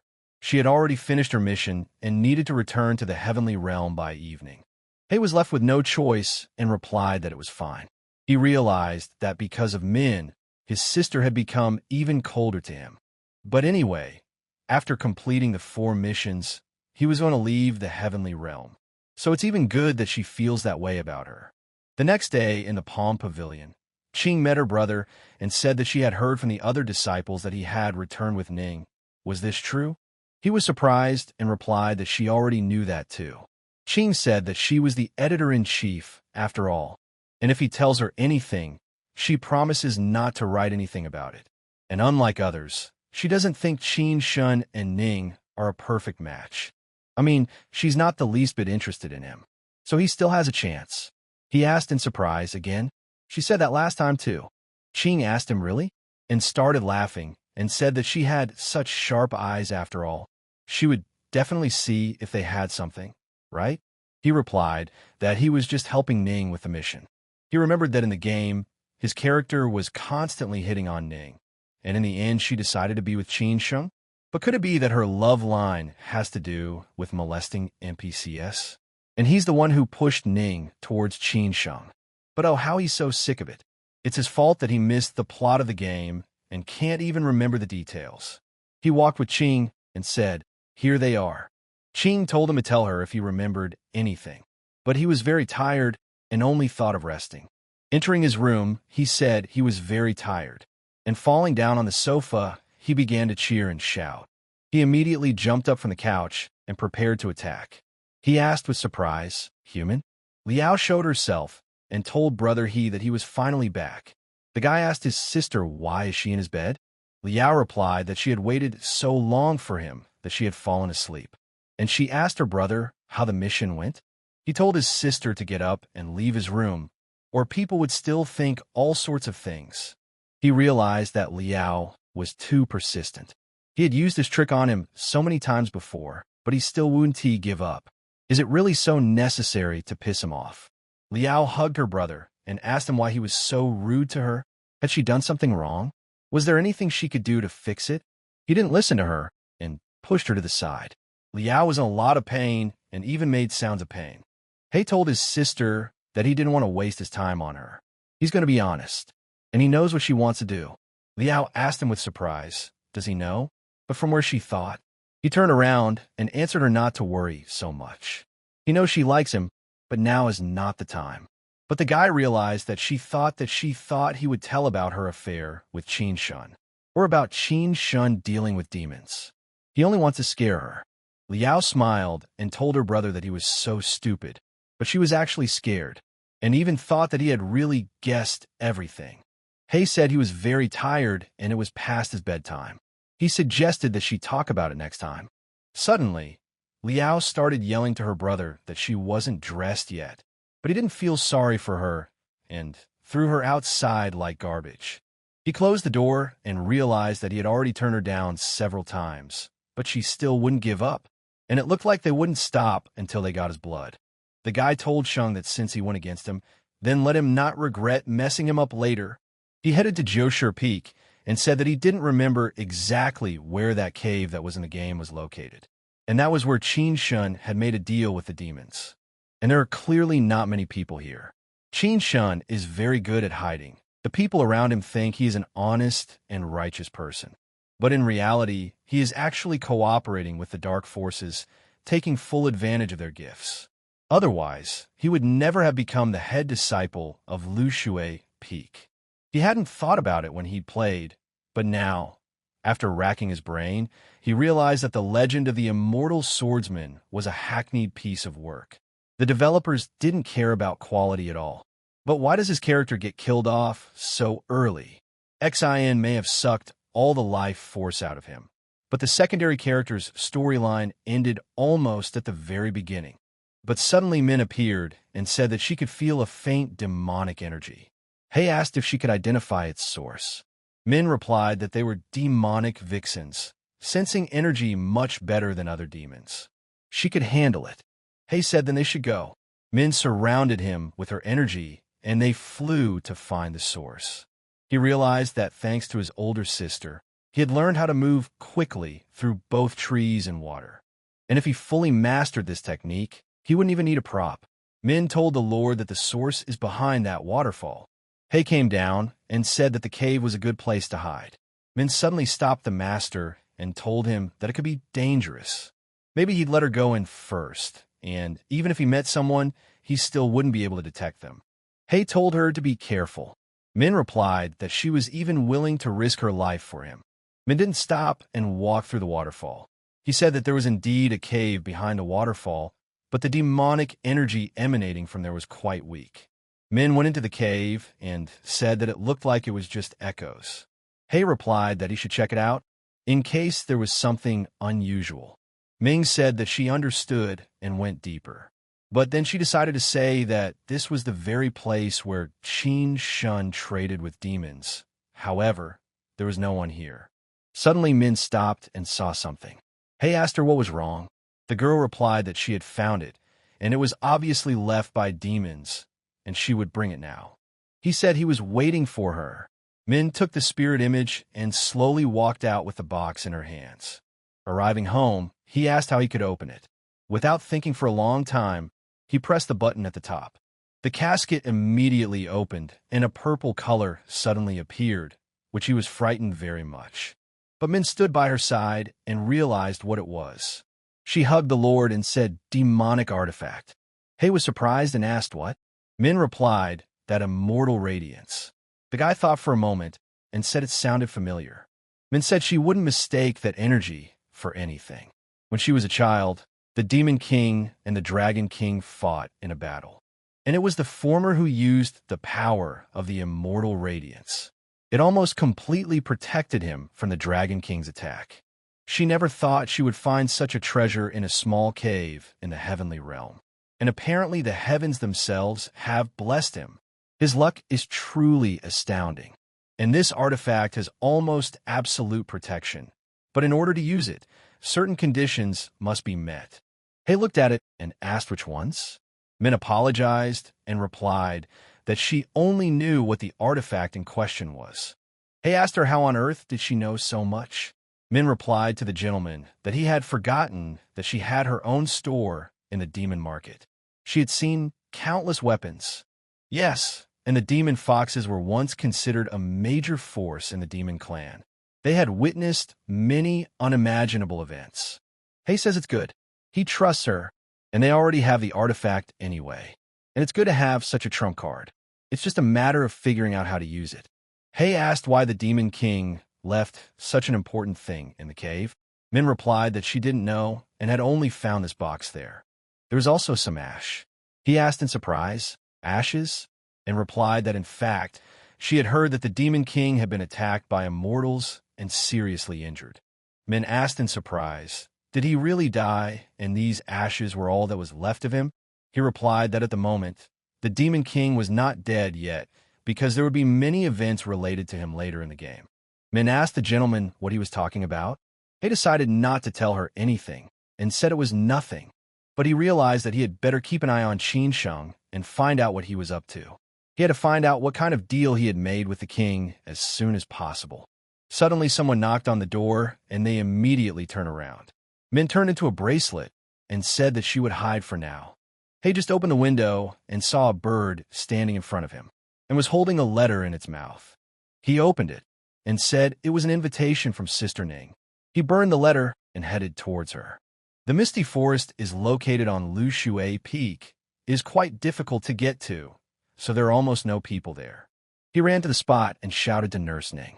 The girl said that today she would teach him how to float in the clouds. He asked her, did she decide to teach him the next step so quickly? Ning replied that she would go on a mission tomorrow. She would be gone for at least half a month or more. He asked with surprise, half a month? Is the mission related to demons? Ning asked, was he interested in her mission specifically? He replied that at his current level, he could only take one entry-level mission, and he fears that by the time more challenging missions become available to him, she will already be in the realm of the immortals. He wondered why he felt so uncomfortable. Maybe she wanted him to go with her? Ning said that she would do the same thing as before, but with slight changes, so let her watch carefully. She has yet to stop by to say goodbye to the master, so he won't have a chance to monitor his success. He replied that he understood.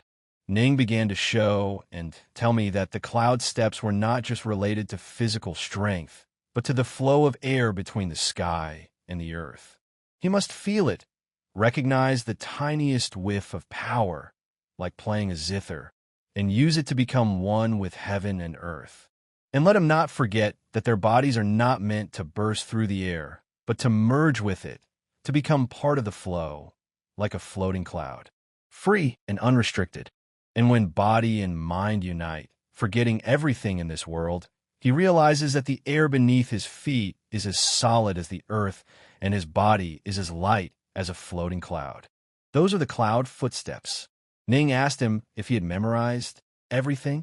He replied that he thought yes. Min also told the master that she understood everything, but thought Ning didn't have to teach him that at all, did she? She is very interested in him, but she sees nothing in her eyes that resembles love between a man and a woman. Is it really just genius sympathy for genius? Ning said that her mission would take place in Kunming, and immediately flew off to the mission. Min immediately came out and told the Lord that Ning told him the location of the mission. And it's not too obvious, but she clearly wants him to find her. He said, that's even good. He just needs to take the second assignment as soon as possible. Min replied that she didn't mean it. He says he knows what she's talking about. It's just that he admires his sister, but realized that in the end, she will be the one to kill the NPCs in the game. He told her that they will go to the Palm Courtyard tomorrow and see if there are any suitable quests there. Sister Ning is a great student, and he wants to learn her swordsmanship technique. Min replied that she would like to adopt her skill too, but he needs to learn the technique first. Don't be greedy. He took her by the waist and said easy. He had already trained her. He flew up with her and asked her how does she like that. Min was surprised and replied to the gentleman that he had indeed mastered it so quickly. But how? He replied that he was simply a genius. Min was surprised and wondered. But He said that he had said earlier that he was the best in the world. The girl asked, but how could he not be ashamed? He replied that they were bound forever after all. So let him get used to it. When he came down, he asked, what about the evaluation? Min replied that 99 points. And she's afraid she'll still have to recognize his talent. The elder told the boy that he had a mission here. Would he like to take a look at it? He took it and asked, what is it? Aren't there any lower-level missions? The elder replied to the boy that he had already reached the foundation formation stage, but he was still only performing lower-level missions. Isn't he afraid of being mocked? He replied that the last mission was also a lower-level mission, but Sister Ning said it was much harder, and he still only got 2 points in the end. The guy realized that he would need to go to the demon market and see if there were any items that hid his cultivation level. He didn't want to stand out too much. The elder told him to keep his voice down. Someone might hear him, right? He wondered if it was his fault. He told him to give 4 points for this task, and he would not tell anyone that he was wrong. Otherwise, everyone would know that the pavilion elder was already too old and almost killed a disciple by making a mistake in determining the difficulty of the mission. The elder shut his mouth and replied that he would give him 1 point. People standing nearby saw this and asked, what is it with them? What are they talking about? And the old man began to tell them that they didn't even know how hard his work was. The guy asked his friend, what does he think? They're bargaining. But who's that over there with the elder? A friend replied that this guy from Lu Shui Peak who always makes a fool of himself by challenging someone. So nothing is surprising. He told the elder that it's not much, but it's something, and he agreed to go on the mission. The elder thanked him and replied to make him realize that mission came here out of nowhere. He just didn't have time to check it out. He told him to then help him get a decent reward for the task this time. The elder replied that he would do so. Suddenly, the girls walked by the side and said that Brother Chin was already close. But it didn't matter how fast they ran. He still wouldn't even look at them. And there's only room in his heart for Sister Ning. Everyone knows that. He heard Qin Shin's name and became angry, but it was just in time for him. He's been wanting to see the main character of this game for a long time, and he thinks he should join in the fun too. But suddenly he thought that Qin Shin knows that his blood is useful for cultivation, Didn't the Demon King tell him about it? But then, he was the one who targeted him. However, it seems that the Demon King doesn't know his real identity. Otherwise, he would have been exposed as a demon spy long ago. So they don't have any useful information, and the Demon King is just starting to carry out his plan. And it turns out he was just a little late to the cave and couldn't find out where he was hiding. The girls surrounded him and said that it was indeed Brother Chin. They heard that he had accomplished the heavenly mission in just 3 days. He looked and said it was like boy band fangirls. However, he is only interested in Ning's sister. But this flower has a heart, but it doesn't need water to love. The guy suddenly looked over and saw that Sister Ning was also here. Hasn't she left yet? But she's so cold. He is amazed that he can still smile in the face of this Ice Queen. And Qin Shan is clearly worthy of becoming the next Demon King. A real playboy in the heavenly realm, so to speak. Ming asked the master if he wished for her to overhear. He replied that there are many cultivators here. Isn't she afraid of being noticed? Min replied that he has a bracelet that suppresses the demonic aura, but hides his energy as well. And besides, she was now his spirit pet, and unless she chose to show herself, only those who had reached cultivation stage 7 would be able to spot her. And as far as she knew, only the elders and sect head had advanced this far in cultivation. He replied that it was fine, but if there was a problem, let him come back right away. Shin suddenly turned to Nurse Ning and said that he hoped that they would be able to complete this task quickly. Ning replied that Brother Chin was very hardworking. He had just finished a heavenly mission, but they had already decided to take the next one. But is he sure he even needs his help? Shin started laughing and replied that after all, he wanted to break through as soon as possible, which was why he took another task. Min at this time was watching and thinking. Can't he see that the girl doesn't want to talk to him? Ning said she hoped he would come back in one piece. Shin replied that he was grateful their masters would be fine, and he actually didn't dare to think that Sister Ning, who was always so cold and aloof, would care about him. And if he wins the great competition in 6 months, they'll be even closer. Ming said that this Shun doesn't stand a chance. We have to go back and tell Master everything. Ming told the gentleman that Ning had teamed up with Qin Sheng, but she wasn't too happy about it. And besides, his eloquence is clearly lacking, as well as his intelligence. He thought to himself, in that case, what did the NPCs do to Ning that she sided with none? One idiot outplayed an even bigger idiot. Min asked Master, shouldn't it be time for them to leave? He replied that they have teammates this time. They will meet them at the foot of the mountain. But he needs to buy a few things first. He immediately went to the small shopping street and said, here he is. And he proceeded to shop and said that he was buying discounted goods for almost nothing. He said that he even wondered how much stuff he would be able to trade in the demon market. He went to the barrier and said with a sigh that he was already here. But when he saw the boy, he was scared. He immediately introduced himself and said that he was from Lushui Peak and the Foundation Formation stage. Li Jinshan introduced himself and said that he had heard about him and had read some stories about him and Sister Ning in news. And you could say he collects them. He realized that Zheng Qingqing had written them. Li asked the guy, it's beautiful, isn't it? And showed him the book. He looked and marveled at the incredible creativity. He and Sister Ning are just studying together. Li Jin held back and started laughing. He said that he actually had a rather high opinion of him, looking forward to the day when the Heaven Realm's chief disciple would be defeated. He realized it was another character with a message, and told Sister Li that he thought they should go now. Li Jin replied that it was okay to go. 2 days later, Li Jin said that about 20 of the Wang family's 35 people had already died.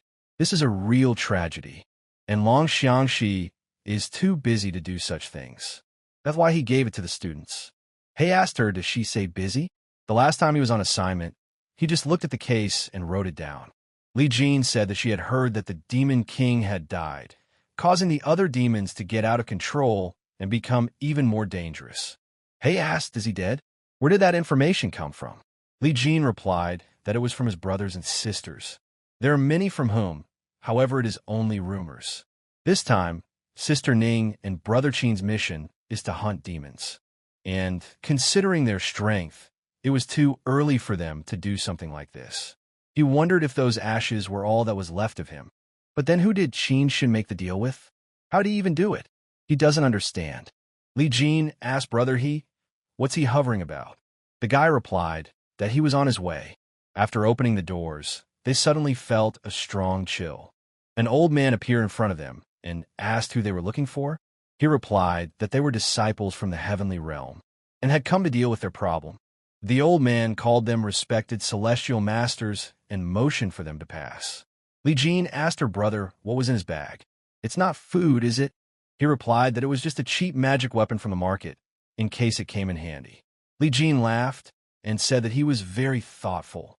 He said he was just trying to be prepared for anything. But walking next to the girls, one of them was draining strange magic, but they didn't notice. The old man told them that they could rest here for now, and he would go get the master. He was surprised and looked after him. Li Jin said that all the maids they met on the way here have black marks. If they don't do anything, many will die. He replied that on his way here, he read the information that the Palm Pavilion provided. So it said that the owner and his wife, as well as their children, live here, but the wife has been bedridden for 6 months. And the daughter had rarely appeared in the past month, and the youngest son had recently died. He asked what kind of ghosts and demons had angered this family. Li Jin said that they would first determine where the negative energy was coming from. The compass suddenly started working and immediately pointed at he. Li Jin asked with surprise, "Is the compass pointing to him?" He asked, "Why else would it?" But in his mind, he thought she was joking. After all, he is wearing bracelets. He pretended to be calm and asked Master Li, "Her compass broke, didn't it?" He had already started crying and was telling Min that everything was gone. Ming said that as a loyal pet, she would die with him. Li Jin replied that cheap is cheap, but it would be great if it worked out. But she accepted it and said let it be. She bought it for pennies anyway. The head came in and told the boys that they must have been waiting and asked them to forgive him, but had to give the medicine to his wife before she went to sleep. Li Jin immediately saw that the compass was pointing at him, but he thought of something else, just how cheap was the fake. Not only does this Master Wang not emit a demonic aura, he can barely keep his spirit in his body. But Li Jin said it's fine. Van said he was sure the two of them were aware of the situation. His family has always been merciful. He doesn't know who they hurt so badly to retaliate against them in this way. He told Master Wang that since his wife was sleeping, why don't they show them to young Miss Wang? Wang suddenly hesitated and stopped. He asked him, "Is there a problem?" The head replied that there were indeed problems, and they were related to his daughter's condition. Li Jin said that they should look at her anyway. They're here to help. If it is a curse or demons, they should know what they are dealing with. Head Wang agreed and told the boys to follow him. But his daughter has been living in this courtyard since she got sick. But he told Mrs. Li that peaches don't bloom this time of year. That is very strange. The girl replied that yes, there is something strange. The head's daughter was reciting a poem at this time and didn't even pay attention to the others. Wang asked the servant Xiang and Zhu, "Is Madam sick again?" Xiang replied to the gentleman that the lady sings all day long, and it is very scary. Wang said he understood and ordered the two of them to help them in the courtyard. Wang told Master Li and Master He that his daughter has long since lost her mind, and her behavior, he can't look at it. Li Jian said that she was also a woman. Why shouldn't she go alone and check on Ms. Wang? The head replied that it would be better that way, and was grateful for the understanding. He told her to be careful. Li Jian replied that she knew. Better let her look around. She might find something else. Li Jian walked into the room and asked Ms. Wang how she was feeling. She is here to help her. But Wang Shui'er just spun around and didn't pay any attention to her. Li Jian at this moment couldn't tell if she was possessed or not. Li Jian walked up to her and said, "She has been singing for so long. Is she tired or what? Would she like a drink of water?" Shui'er abruptly turned around in her direction and looked with pink eyes. Li Jian suddenly started to feel something and asked, "How so?" Jian fell to the ground and realized that her legs were suddenly weak. Shui'er didn't stop and headed towards her. Jian asked her to calm down, and she's here to help her. Let her come to her senses. But Li Jian thought immediately, why can't she move her body? What is she going to do to her? But Shui'er couldn't stop and kept releasing her magic. Jin yelled at her to stop, and she's being controlled by someone. Let her fight back. But Schwerer just walked over, and taking her by her clothes, Jin realized that she couldn't make sound. Jin at this time only hoped for he to come and save her. And would she really have to give her innocence to a woman? But at this time, he just looked at the trees and thought, were the peach tree's flowers really always this red? But what a familiar feeling. Had he also flown past houses like this before when he was still playing games? Suddenly, he heard Jin yelling at him to help her. Ming also told the Lord that her sister was in trouble. He didn't stop and immediately ran, thinking that he had to make it in time. He immediately burst into the room with both feet. But he suddenly froze for a few moments and looked at them in surprise.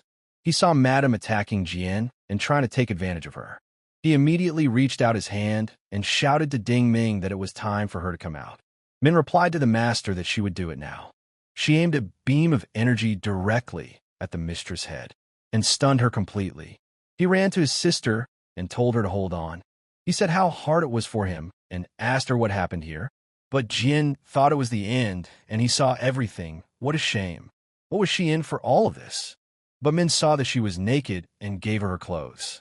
Jin immediately thanked her. Min said Ms. Lee's body is stiff, like she had too much alcohol. That's why it's so hard. That's why he needs to help her. Min walked up to the Lord and suddenly said, what a fool one would have to be not to understand right away. But Jean thought that it was his spiritual pet. But her aura is much stronger than his, so why is she serving him? He was greatly surprised and asked what. Min replied to him that she was almost naked and he was looking at her so intently. He said that he just wanted to help after all. Jean suddenly said that she must have fallen under Madame Wang's illusion, so she couldn't move. She thanked him for coming to her rescue, and the feeling of powerlessness really scared her. He started beside her to do something and said that it was all right. It's not hard for him at all. He wrapped her in her clothes and said he would take her to the couch and have Min help her change. Jin thanked Brother He. After that, Headwang came out and apologized for what happened and asked if Master Li was badly hurt. He replied that no, she was fine. Wang said that he hoped they would put in a good word for her daughter in front of her. He answered him not to worry. It's their job to find out what's wrong and help them. And he fears that an evil spirit has possessed Madame Wang, and its power is based on lust. Wang replied that their family had been pure for generations, such a real punishment for them. Suddenly, Min came in and said that she had just checked the house. There was an evil aura, but she had not found the source. Suddenly he thought and said there were too many mirrors, and there used to be a quest in the game. It was located on the border of Kunming, and he kept wondering why this place seemed so familiar to him. He remembered the story completely. He said that there was this kind of mirror demon who killed people everywhere. He likes peach blossoms and elegant things in women. The first step in solving the puzzle is to break almost all the mirrors in the house and force the demon to retreat into one of the remaining ones. He remembered that in the game, it was Ning who had completed this task. But what a coincidence! However, this time she's on a mission with Sean, so he has to deal with everything himself. At the same time, seeing how strong the demons are, He asked Min, she found a lot of mirrors when she was looking around the mansion, right? The girl replied that she had. Van asked, is it because of the mirrors? His wife buys them all the time. He immediately realized that here was the clue. He asked when his wife started buying mirrors. He needs to know the exact date. Ning was on the battlefield at this time and was trying to deal with the enemies by chopping them into small pieces. Ning told Brother Qin that this was the end of their mission. Qin replied that as expected from Lady Yuehua, it was over even without his participation. Qin said, can they go on the next mission? Ning answered him to go first. There was another mission in a town nearby. He would see if they needed help there, and will join him afterwards. Qin said that in that case, he would go with her. Ning replied that he should do as he pleased. He was saying at this time that the mirror demon knew that they had come to deal with him, but he was still targeting Sister Lee, and he seemed to have gotten even stronger after absorbing so many people. Min asked, isn't he afraid they'll break all the mirrors and he won't be able to hide? He replied that some demons are not as smart as humans. Min told the master that she was about to get angry. He thought that actually, he shouldn't worry too much about this task. It was simple enough and didn't require any special effort. And once again, there are only 2 steps in a mission. Breaking the mirrors is the first step. Even though he missed almost all of the dialogue, he knows that the second step has something to do with the demon's specialty, and that is lust. However, Ning was able to kill the demon. But what is Madame Wong's role in this case? Why did she suddenly buy so many mirrors? They have to meet her first. Suddenly, Li Jin came in and told her brother that she was feeling better. And the illusion dissipated after Mrs. Wong fell asleep. And she is grateful to him for coming to her rescue. He replied that they were comrades. No need to be grateful. Li Jin said that she noticed that he was using an ordinary iron sword. It is good against ordinary people, but it is no longer suitable for fighting demons. He said that she was right. He just didn't have enough spirit stones to buy a good sword before. That's why he carries this one. Li Jin replied that although you couldn't tell from her, her family were famous sword masters. And if he doesn't mind, let her give him her sword. She will make it much better. He asked, a sword-making family with the surname Li? Li Jin replied that it was fine. He would understand if he didn't want to give her his sword. He said he would love to, and thanked her for offering him that option. Ming also decided to join the conversation and told the gentleman that he was very lucky. Li Jin replied to the guy that she was off then. Suddenly, Min came out and said that she knew Li's last name was familiar to her. He was surprised and asked, did she too? Min replied that this family was known for its members being able to create divine weapons, even with entry-level cultivation. But how could the Lord not know that? He replied that compared to that, although he was her master, she was a bit over the top. Min said she can't help herself. She just wants to be as close to her master as possible. She can't even imagine why she's so attracted to his body. And besides, he is their spiritual pet and will always be there for them. And if he find a wife, she will never leave them. She has nothing to be ashamed of. He said she's right. He needs to get used to it. But they'd better come to an agreement. When he is in the shower, she is forbidden to take on human form. Otherwise, she will only be in the way. Min says she can't control herself. Either he releases her from her contract, so she can gain her freedom and go kill his precious Ning. Or he's just getting used to the company of his pet. And in fact, many monks live with their pets. He smiled and said that it seemed like his spirit pet had been craving her body for a long time. Min suddenly immediately replied that no. She told him to stop bullying her. It's not fair. And she turned into a bracelet and went to bed. At night, Qin and Ning stood in front of the doors. The guy said that the demon's aura wasn't too strong. They might as well deal with it themselves. But behind them came Li and said Brother Qin and Sister Ning that it was really them. The girl asked the Ning if they could take them with them. She would like to learn from them. The girl called Zhang Ninger was the granddaughter of Juyong Peak Master and thought that when she heard that Sister Ning had come to this city on a mission, she hurriedly finished hers and followed her. She is so happy, and Brother Qin is here too.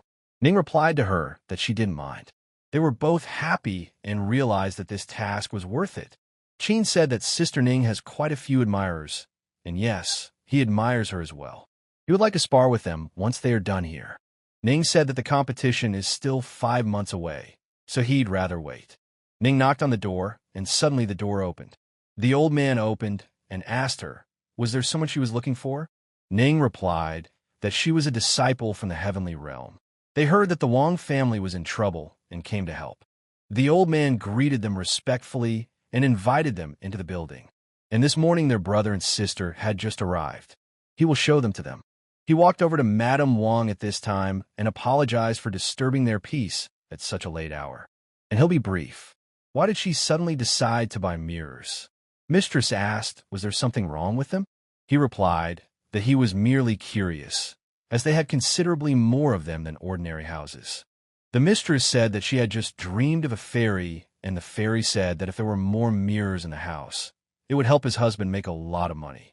Wong said it was true. Since they bought the mirrors, their family had made a lot of money. But they had lost a lot too. He asked her if she remembered what happened before this dream. Maybe something had happened. Madam replied that she was to the Yu-Ing Temple in the south of the city to decide on her daughter's wedding, and they say it is the most suitable place. He said that's what it meant, and he thanked that she was able to give him her time and let her continue to rest, and they may not see him off. He'll just go back to his room. He decided that he would have to check everything out there. Suddenly, an old man came up and told him that their companions were waiting for them in the front room. He immediately realized that Ning and Qin were also here, just as it was in the game. He immediately entered the room and said hello to Ms. Ning. Ning immediately turned around and said that he was the one who took the mission and asked him what had been learned. He replied that he was just about to go to Yu-Ing Temple in the south of the city. Ning said she would go with him, but Qin said that he would stay here this time. He suddenly thought, shouldn't he stay close to Ning? Was Qin really up to something? He told Min that she would stay here and watch him, but only discreetly. If anything happens, immediately have her come to him. Min replied that she understood. But Qin at this time saw that this kid was still clinging to her. It's even good for them to be together. After all, he had almost gotten what he wanted. Who knew that Sister Ning would decide to take this mission? We must get rid of her as soon as possible. He suddenly stopped and looked into Qingyu's eyes. Ning started walking already and asked did something happen? Or did he change his mind about going to Yu-Ing Temple? Ninger walked up after that Qingyu and asked, isn't that the loser that keeps pestering Sister Ning? Li said she even addressed him by name. Who else could it be? Ninger said that Sister Ning and Brother Qin are traveling together after all, and this jerk dared to stop them. Li replied that he has been cultivating for so many years, but he has never progressed beyond the first stage. He has absolutely no talent at all, and all he does is loaf around. Sooner or later, he will be kicked out. Qin said that they were all from the same school, so one should be lenient towards such people. And besides, since he was able to take this task, it meant that he had already broken through to the next stage. Didn't they notice his aura? Nian'er replied that even if he managed to reach the base formation, he's still a loser, and he won't like it. But all women are extremely soft-hearted. Previously, Sister Ning really disliked he, but this time, she even called him by his name, which meant that they had become much closer. Qin said that last time, Sister Ning had only helped a weaker fellow sect member. No need to get ahead of herself. He realized that Ning was his woman. No one could take her away. Her spiritual body belonged only to him. Ninger said that when he returns, she will take the chance to challenge him to embarrass himself in front of Ning's sister. On the road, he suddenly started sneezing and wouldn't stop. Ning told him that if he had a cold, he'd better go back. He didn't need a burden. Ning decided to go ahead and kept her distance from Brother He, and he hoped hard that he wouldn't turn into a dog today. Otherwise, the consequences would be simply catastrophic, and he imagined Ning chasing after him with sharp knives. Ning suddenly turned around and asked him why he was walking so far away. He replied that he was just scrutinizing the area. That's why he was going slow. Ning said that she didn't expect him to go to Kunming on his next assignment. She thought they wouldn't see each other for a while. Ning asked the guy, how has his training been since she left? He asked, she wants to know how his progress has been. Ning replied that, of course, she wanted to. He said that he had completely mastered the technique. The girl was surprised at how quickly he learned everything. Ning said that if he had learned the technique so quickly, why hadn't he made such progress before? He replied that better late than never, right?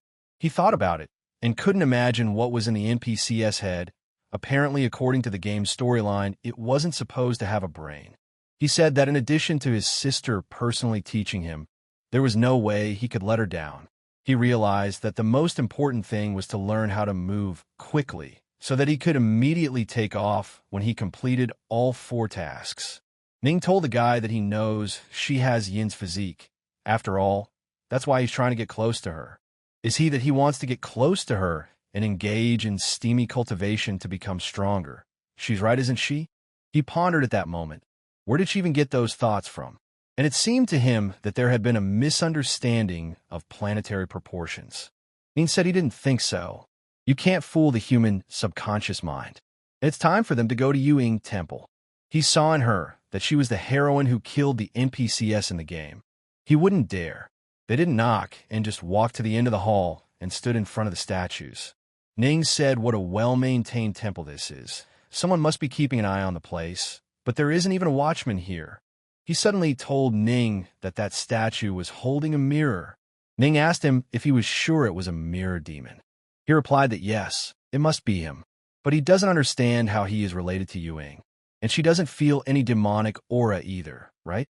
He realized that he couldn't just take it and say that he'd been through the game and remembered the story a little.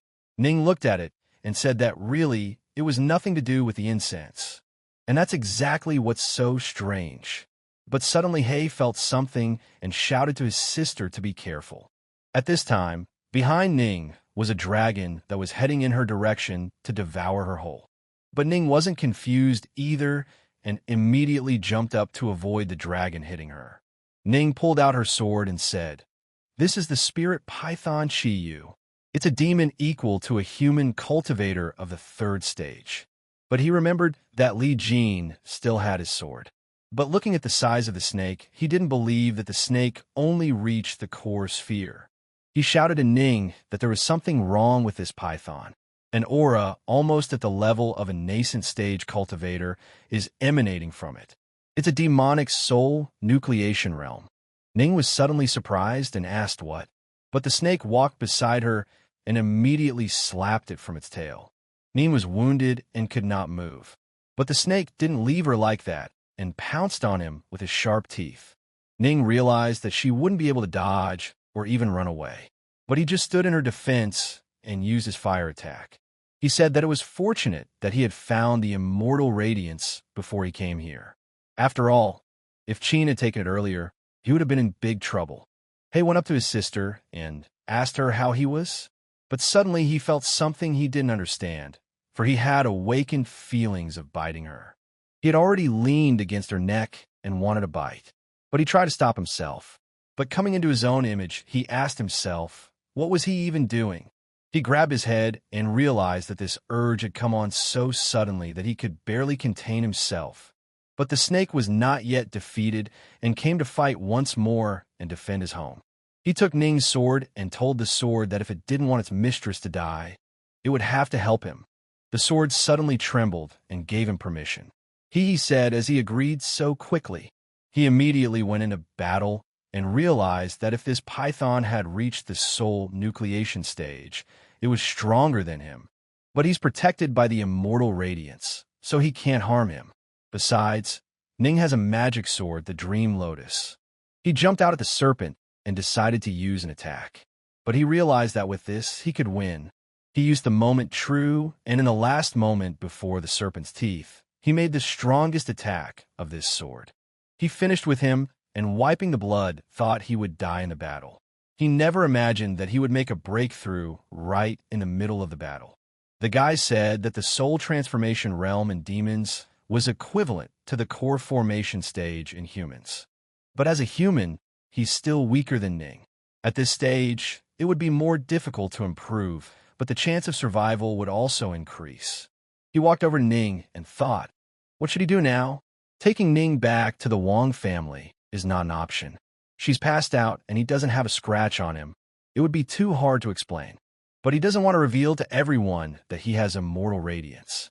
Suddenly, Ming came in and turned to the Lord saying that Qin had begun to act. Min turned around and said with surprise that she could see he had already dealt with the enemy. He replied, that's great. She's just in time. Let her take care of Nurse Ning while he's away. But Min replied that she can't, although he is her master. But she is constantly hunting and killing demons. She is very scared. She doesn't want to touch it. But Min suddenly saw something on her neck and touched it. He asked her why she was touching an unconscious girl like an old pervert. Min replied to him that he had misunderstood, and she thinks she has reached her limit and is ready for a breakthrough.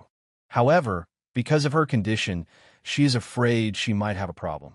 He was surprised and asked, a breakthrough at such a moment? How could such a thing be possible?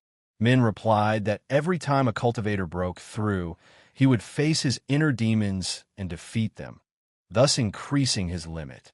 But now she's in a coma and can't do it. And if his sister doesn't break through soon, she'll be stuck at this level forever. He began to panic, and said that this couldn't be allowed to happen. Min replied that it was the perfect opportunity, after all. That way she wouldn't know he was a demon wolf and wouldn't be able to kill him. He said that she helped with the mission, trained him, and even almost became his master. That's not right. Let him tell her how he can help her. Min replied that although she was against it, there was something she could try. Hei immediately realized that from the looks of it was something unusual. Min said that it could be said to be pair cultivation. Hei replied that it's more like Russian roulette. Is she trying to kill him? And when Ning wakes up, she'll immediately kill him too. Min said that's why she didn't want to tell him. So why is he angry? Hei replied that because it's outrageous. He's not a eunuch, and she's offering to do steamy cultivation with her. Hei asked if there was any other way. Let her say there is. Min replied that there are indeed other options.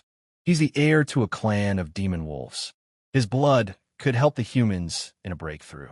It's the most obvious option. He replied that he understood, and a little bit of his blood would be beneficial to her body and mind. And he realized that it was no wonder Qin wanted his blood. Min suddenly said that she didn't recommend resorting to this method, because if he lost too much blood, it would take him a very long time to recover. He picked up his sword and replied to her that even if it takes a long time, he will still be back to normal sooner or later. Either way, he was glad to be around. He immediately cut his hand with his sword and presented his hand to her lips and released his blood. Min looked and said that he was too nice to Ning. Sooner or later, he would have to leave the heavenly realm anyway, so why bother? He covered her mouth and replied that since his blood was so good, let her try it too. Maybe she would feel better. Min tasted some, and her eyes immediately changed color, and she wanted more and more. Hei said it's just wolf blood, not an aphrodisiac. Let her control herself. Min replied that it was not an aphrodisiac. However, that was even better. She's not the only one who craves his blood. He realized that everyone wanted to take his beautiful body. Is his blood really that valuable? Night came, and he lay beside her the whole time. Ning suddenly came to her senses and clutched her hands to her mouth. She felt at once that she was ready for a breakthrough. She had no idea that because of the python it would come so soon. And unfortunately, this isn't the right place to be. Min started shouting to the master and said that Ning was awake. Hei asked his sister, is she feeling better? Ning replied that she felt like she was about to break through. Hei told her not to worry. He would protect her. Ning asked her brother if he was okay. He replied that he was fine. His legs were just stiff from sitting for so long. Don't let her worry. But in fact, he realized that he hadn't lost much blood, and he was already dizzy. Min told the master not to forget Qin. He replied that he remembers. They'll be back as soon as she breaks through. Ning was very happy and surprised that he was protecting her, and Hei hoped she wouldn't suspect anything. Suddenly, Min told the gentleman that they would go back now while it was over. Hei asked with surprise, will it be over? Ming replied that she completely forgot to say Qin had something to do with that mirror demon. He was shocked and asked, what? How is this even possible? And Ming replied that she also forgot to say that Wang Shuer was still in danger. He asked her, what did she say? He remembered that in the game, Ning didn't know what Qin was really like. After all, he had tricked her and forced her to leave the sect, and now he has to tell her about it. But he's afraid she might get the wrong idea. Better to catch him red-handed. At this time, Ning was at a breakthrough and suddenly started making strange sounds. He was thinking at this time, why did Qin even agree to this assignment? Was it really to his advantage? Half an hour later, Ning came to her senses and said that she had blown up to the first stage of soul nucleation. Hei said congratulating his sister. Ning stood up and thanked him for protecting her. Ning saw that he really didn't realize how important this was to him. She asked him, was he the one who killed that python? Hei replied that he had only borrowed a dream lotus from her. He is very concerned about his mistress. Plus, he has improved his skills a bit more recently. Ning said she understood, and thought that even with her sword, he is only at the foundation formation level, so he must be hiding something. Hei also felt that his sister suspected him. Min told him that it was no big deal. When he gets stronger, he'll just say he was pretending to be a tiger. He replied that it was the only way out. Ning suddenly used her strength and pulled the crystal out of the serpent's head. Ning said it was the core of a demonic python. It could be used to enhance weapons. And he was the one who killed it, so it belongs to him. He asked his sister, could a purple crystal fall from a python? Ning replied that the maximum you could get out of such a beast was a blue crystal. So this python was much stronger than its kin. He said that Madame Wang said that she started buying mirrors after she came to this temple and had a dream. But what does this have to do with the python? Ning replied that maybe it was a mirror demon's pet. It was fed with human essence to reach its current level. That would explain a lot of things. He suddenly hesitated and froze. Ning asked her brother, where's his pet? A fox that likes to cut off men's manhood. He showed the bracelet and replied that she was here and asked what was wrong. Ning replied that she was afraid she had bewitched him. Min asked why she felt like her words were full of contempt. He replied that he sees the same thing. Arriving at the clan, the old man told the boys that the other masters had already gone to bed, and he would see to their rest. Suddenly, Li Jin stood in the way and was happy that they had finally returned. And she wants to sleep too, right? Li Jin told Brother He that he didn't warn him that he would continue with the task, so she had to speed up. He replied that Nurse Ning had come and offered to look around, and he didn't want to disturb her. Li Jin greeted Sister Ning and told Brother He that she made this sword especially for him. If he doesn't like something, just let him just say so. She pulled out the sword and said it was endowed with the attribute of water, though the sword was originally fire. So she had to do a bit of work. She made some changes, so now its level is about rare. Ming asked the master, is Li Jin really the Li family heiress that everyone is talking about? He replied that it was still an ordinary iron attribute sword. Compared to the Dream Lotus, it's almost twice as bad. And if it's only half as weak as Ning's sword, it's already an incredible blade. He took the sword and replied that it was just something. Li Jin said that this is just her gratitude for that day. She's happy that he likes it. Ning was really bored with this conversation and said she was going to bed. Li Jin asked why Nurse Ning was so upset. In the evening in the room, Min asked the Lord how long he was going to admire his new sword. He hugged the sword and replied that he doesn't even know, just can't stop, he's so awesome. And if he gave the demon crystal to Li Jin-chan tomorrow and asked her to melt it, wouldn't she think that he was asking too much? Min asked Master, didn't he bring a lot of human things with him? Why don't they go to the demon market today? There's a swordsmith from the demon clan. For him, melting a demon's crystalline core is a piece of cake. He replied that he thought it was a good idea. Immediately afterward, they traveled to the demon world. Walking into the room, Min shouted to her sisters. They asked her if there were many handsome guys in the realm of humans. Are they really as beautiful as the prince? And is it true that all human cultivators hate demons? Min replied to them to stop talking. He told her to rest for now, and he would go for a walk. The children asked their sister if they too could become the master's pet. He set off and said he had to find the forge first. Upon arriving at the forge, he asked if there was anyone. Zhang San, the demonic red dog blacksmith, immediately turned around to him. He said that he wanted to melt the purple demonic crystal. Sin replied that it would cost 50 medium spirit stones. He opened his sack and asked if it was possible to repay this. Sin was surprised and replied that, of course. Sonya started going through and said there's a lot of goodness here, a real treasure trove. And when he saw the ball, he asked if he could take it. He replied that, of course. And he didn't realize it could be exchanged for 50 medium stones. That's a great deal. Turning around, he saw that people had gathered behind him and were telling him that they had an orange pill to temper him. He listened to them and said that he would be back soon. So no need to worry. He had enough for everyone. Have them line up and get their stuff ready. Everyone immediately gathered at length, and he was telling them to take their time. He would look at everything now. A few hours passed, and He began to shout for joy that he was rich. In opening the sack, he decided to look at the catch. He took out a vessel from his bag and realized that it could absorb everything, including enemy attacks and heaven and earth energy.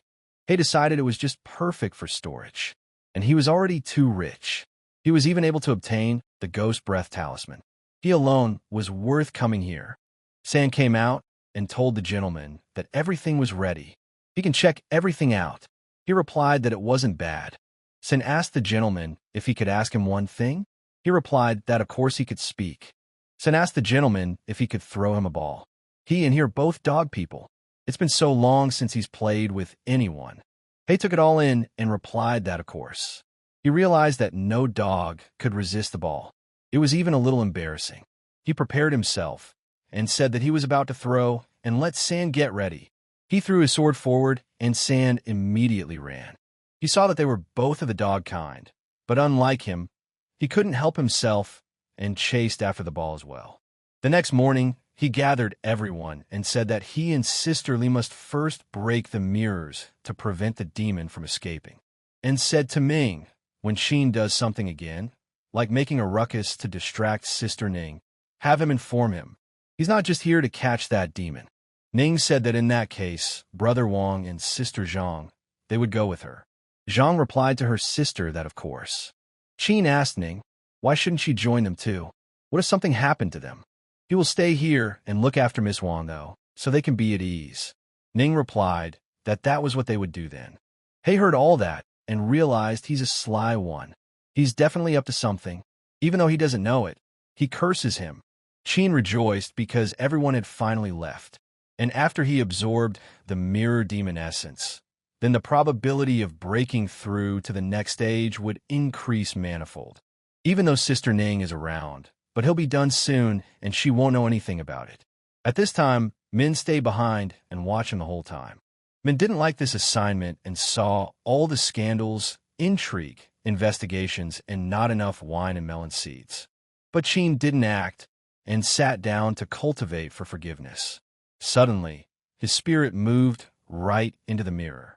Zhang told Sister Ning that they broke all the mirrors except the one in Wang Schwetter's room. Suddenly, they turned around and heard something.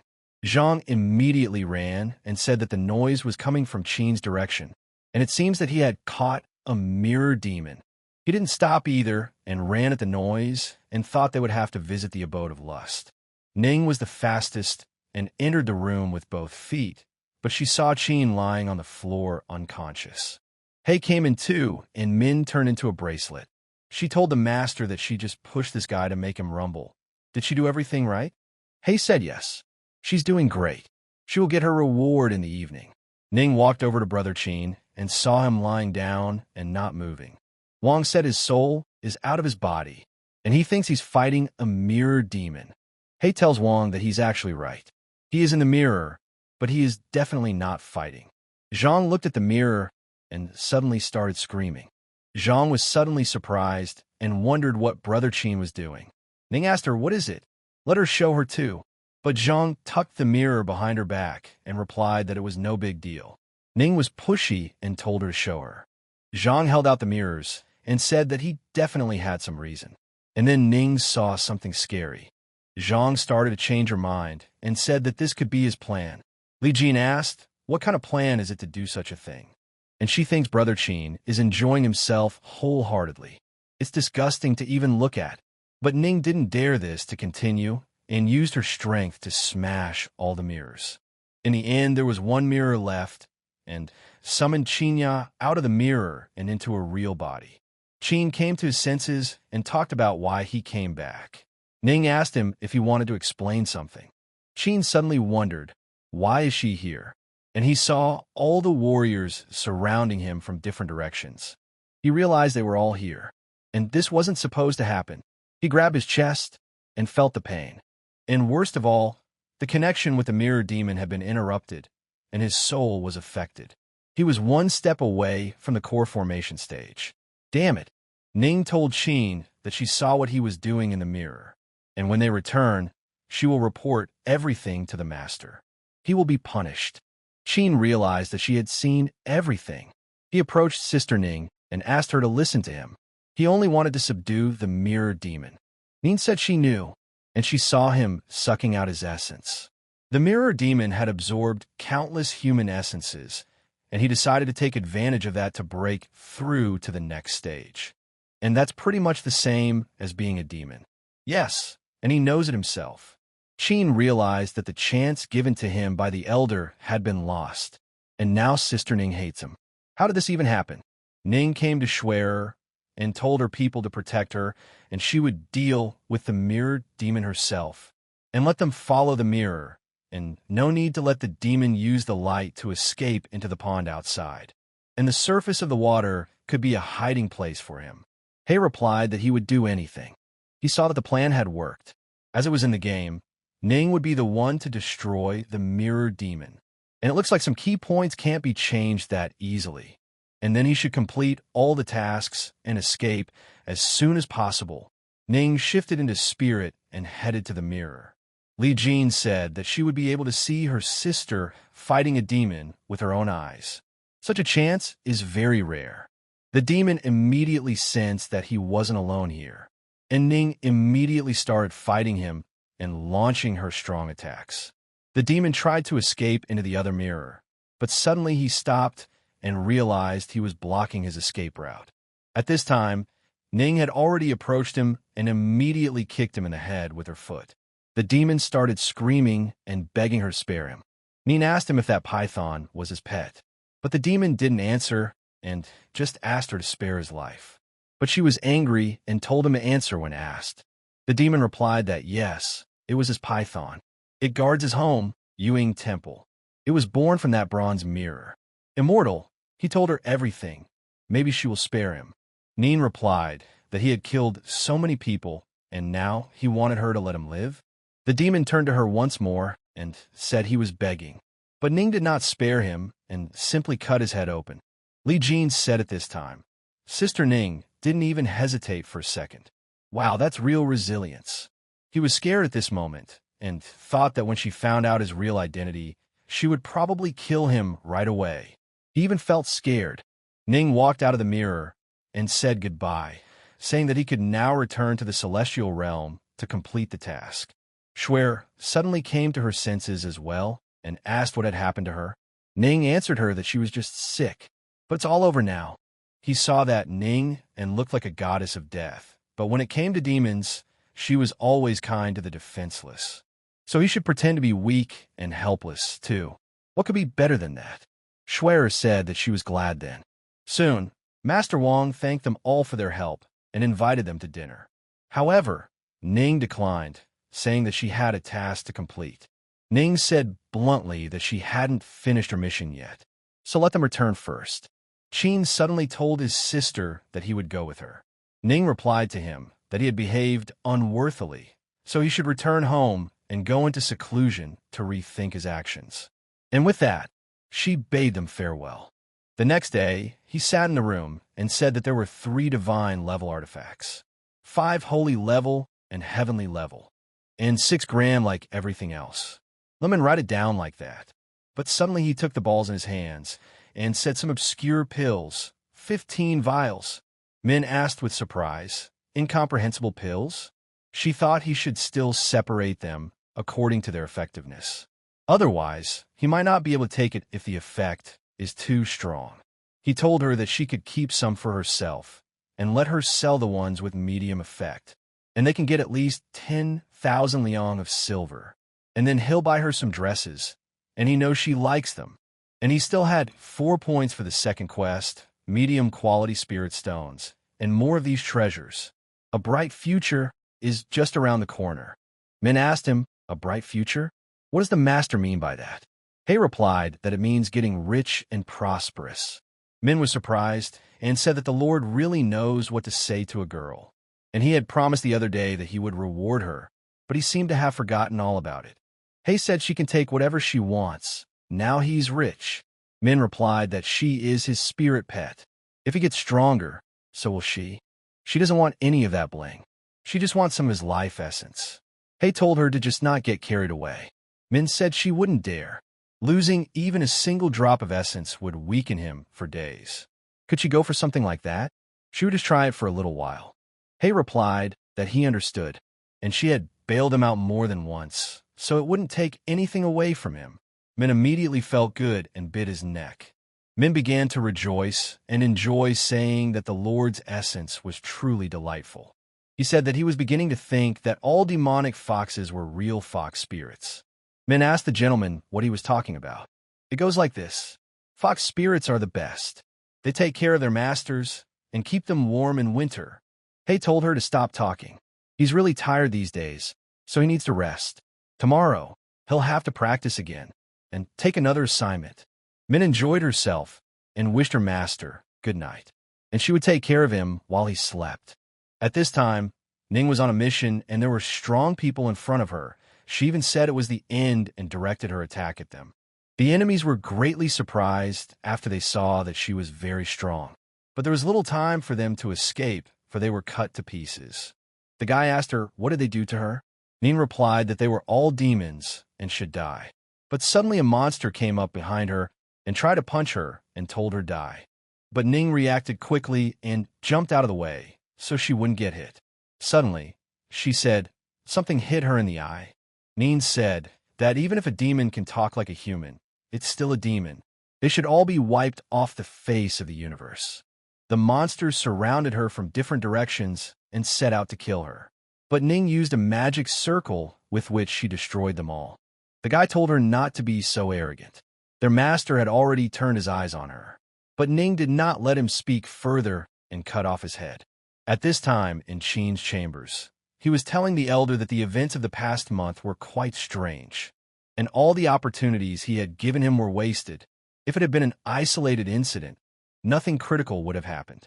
But all at once, it's really hard to believe. The elder asked, what about Liao Xin? How are things going for her? Qin replied, equally unsuccessfully. And he was obsessed with Ning. He was clearly driven by lust. Liao Xin was extremely beautiful. He didn't even look at her when she threw herself at him. And he has a feeling that he has completely changed recently. He's pulled away from Ning and even broke through to the next stage. The elder thought for a moment and said that he understood. Qin remembered and also added that on top of that, he had been injured during the mission, which further distanced him from reaching the Golden Core stage. But the worst part was that he sensed Ning's aura. She had already broken through to the 4th stage. At this rate, the gap between them would only widen, and the chance of becoming her Tao partner would completely disappear. The elder said no, he must do it. Her jade spirit body would help him achieve immortality. He must win her trust by any means necessary. Qin replied, easier said than done. He can control who she sympathizes with. The elder told him not to worry. He would help him with that, and have him come in to see him in a little while. And don't forget the back door.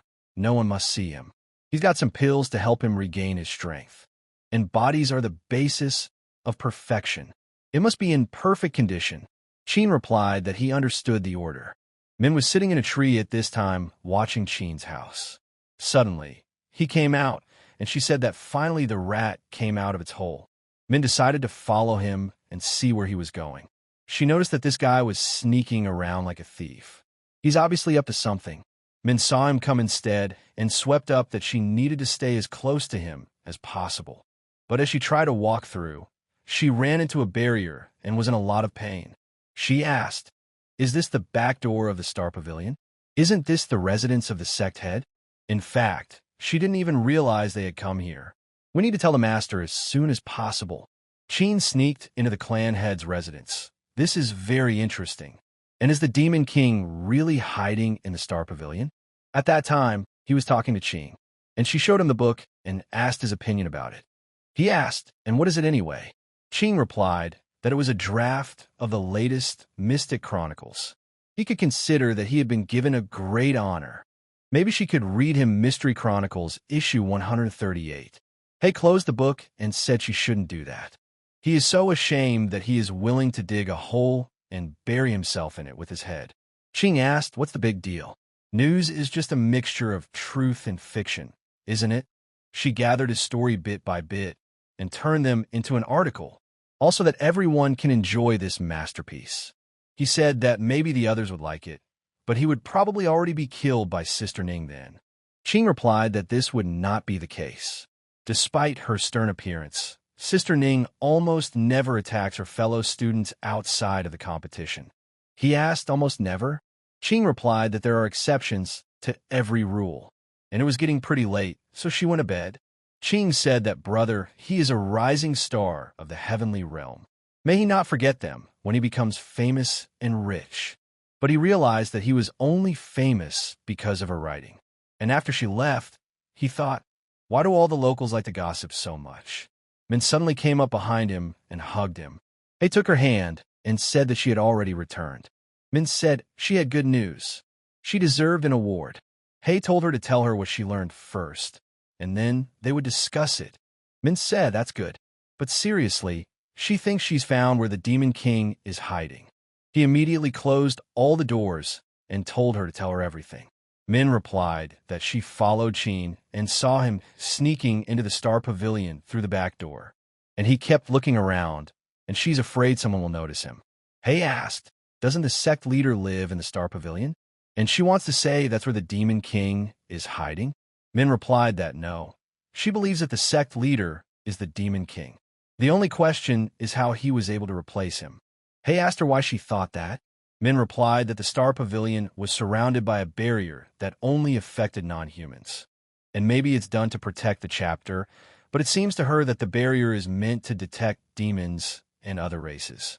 And the sect leader hasn't shown his face in public for quite some time now, hasn't he? And they say he's in seclusion. But then why would he let Qin in? She doesn't have hard evidence, but if you think back to those ashes they found in the cave, she's right. He said, it needs to be carefully considered.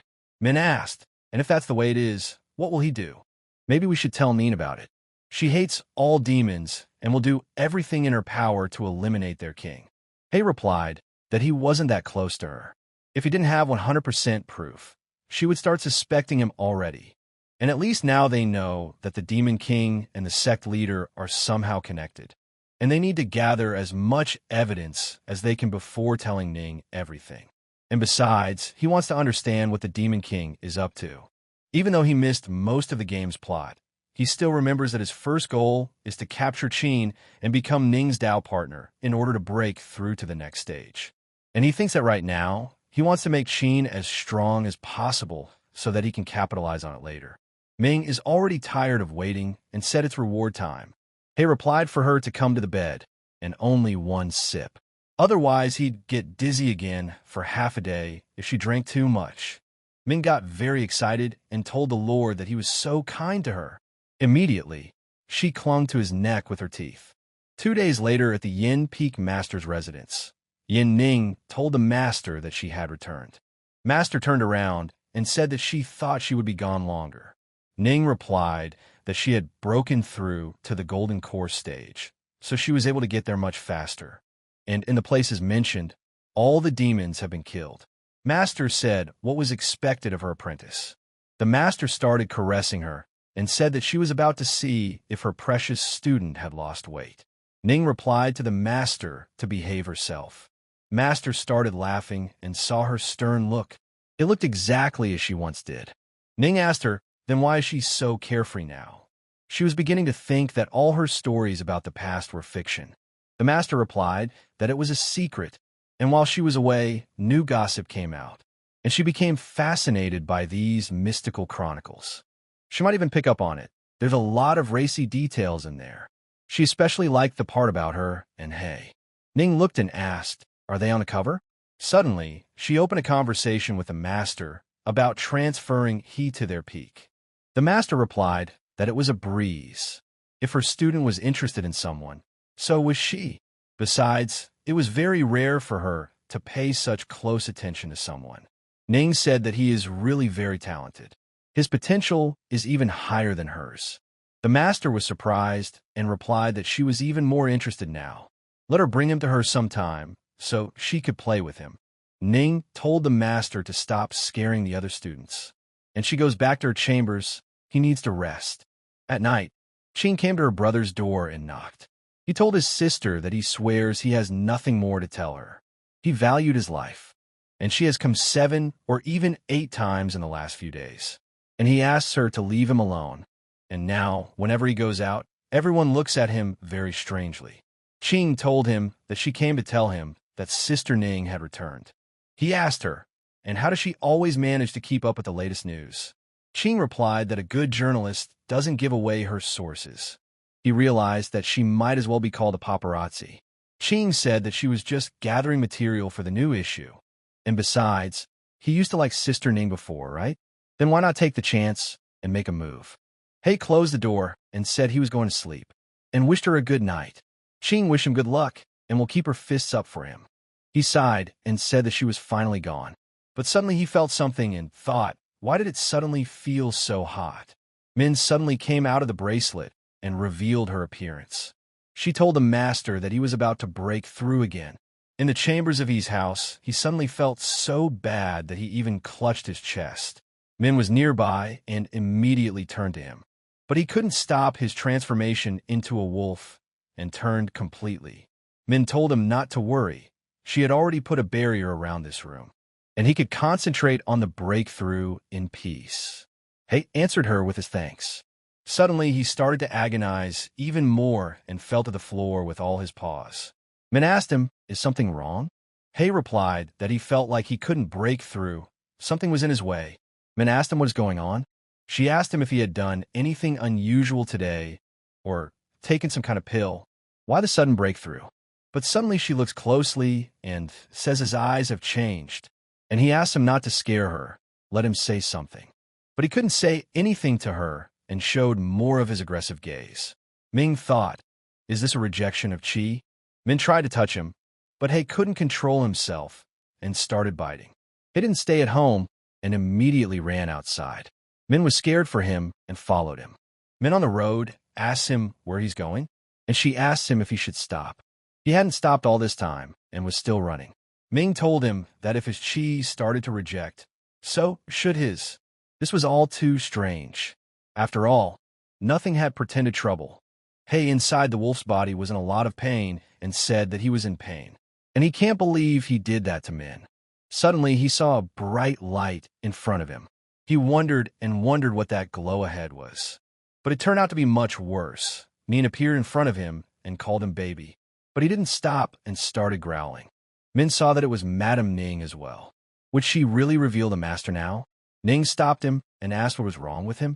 Is he sick? He couldn't concentrate. What was going on with him? He wanted to bite someone. His teeth were aching. Ning said that now he was back to being a dirty doggy again. She took him in her arms and told him it was her and not to be afraid. He suddenly began to calm down and felt firm and soft. Min wondered and thought, is this really possible right in the middle of a breakthrough? Could it be that the master smelled the jade spirit body and lost control? However, that doesn't make any sense. Ning held him in her arms and told the baby that he missed her so much that he went a little crazy, and she felt the baby was on fire. But it didn't matter to Min anymore, and as long as Ning was around, nothing would happen to the master. As soon as he was back to normal, she would find out what had gone wrong. Ning asked him, is he really breaking through? And if he was, then she would guard him until he was done. No need to worry. Ning realized that since brother he had protected her during the breakthrough, it would be fair for her to do the same for this doggy. He started sucking up to her and showed even his tears. But Ning told him not to be afraid. She's not going anywhere. He is not alone. Min looked at all of this and told the Lord that she was starting to feel like he had planned all of this just to make Ning feel sorry for him. Hours passed, but He was still lying on Ning's lap, and she was still stroking him. But Min didn't leave the two of them and woke up saying how she wanted to sleep, but she wondered how the master was doing. Looking at the gentleman, she was greatly surprised and said that he had gotten bigger, and it was the first time she had ever seen such a thing. Suddenly, he opened his eyes and saw Min's head in front of him. He was frightened and even began to tremble. He asked her why she was so close, and what's wrong with her face. It's like she's looking through a fish eye. Min replied to the master that he had grown, and it seems to her that he was able to break through to the core formation stage. And it was like skipping an entire stage of transformation. He was also surprised and couldn't understand how this could happen. Ning also felt someone walking beside her and opening her eyes said that the baby was already awake. She petted him and said that he had done well and was a very good boy. And spirit beasts always feel weak after a breakthrough, so he would stay with her for now. He started yelling at Min to get her to help him. There's no way he can't be with her. He's been through this before. She must not see him in human form. Min replied to the master that Ning's chambers are near her master's residence. She can't take such a risk, and wished him good luck. Hei was surprised that Min had ditched him, and wondered what would happen if he suddenly reincarnated back. Arriving at Ning's chambers, she would tell the baby that they would clean their paws first, and then they could go to bed. Hei looked and saw that it was as if she was a mother talking to her child. But that's not normal. Ning made a place for him and told him it was time for bed. Hei lay down on the bed like a human and raised his paws. But suddenly Ning said that spirit beasts need gland expression, and she doesn't think he's ever secreted them. And if he gets too excited, he could splatter all over the place. He wondered and thought, what is she up to? And that sounds too sinister. He's a grown man, and his back door belongs to him alone. Ning started laughing after Hei hid under the blanket. She changed her clothes and said the robe was so comfortable. But Hei looked at her and was surprised at how beautiful she was. Ning lay down next to her and said she would read him a story and then go to bed. Hei started listening to what she was reading and saw that it was an edition of mythical chronicles, and he wondered why she was even interested in this gossip. Ning looked at him and said that master had told her to read. He was surprised and suddenly thought that she could already read minds. Ning said that this time the story would be about Hei challenging his elder, and Ning didn't fight back. He got very angry and said one exciting start. Ning suddenly started laughing. She said that she felt Qing's style. She has a pretty good imagination. He thought, what kind of good imagination? Does she even know what she's saying? Ning told the baby that he had already reached the core formation stage, meaning he was no longer a puppy, so he would definitely be able to listen. Even though she didn't expect him to be able to climb so high, he realized that he wasn't that young. He's full of power. If action is needed, he won't stand still. However, just listening is an embarrassing act. Ning asked the little one if he remembered the python they had defeated with his little brother. He, too, had almost reached the core formation stage. However, she hadn't expected the younger one to progress so quickly. It wouldn't be long before he would surpass her, and she said that part was well written in the book. In the book, Ning told Brother He that he shouldn't. She can handle the demons herself. He should go back to the heavenly realm. But Hei asked her, could he? Big sister already helped him twice. Let her think it's his gratitude.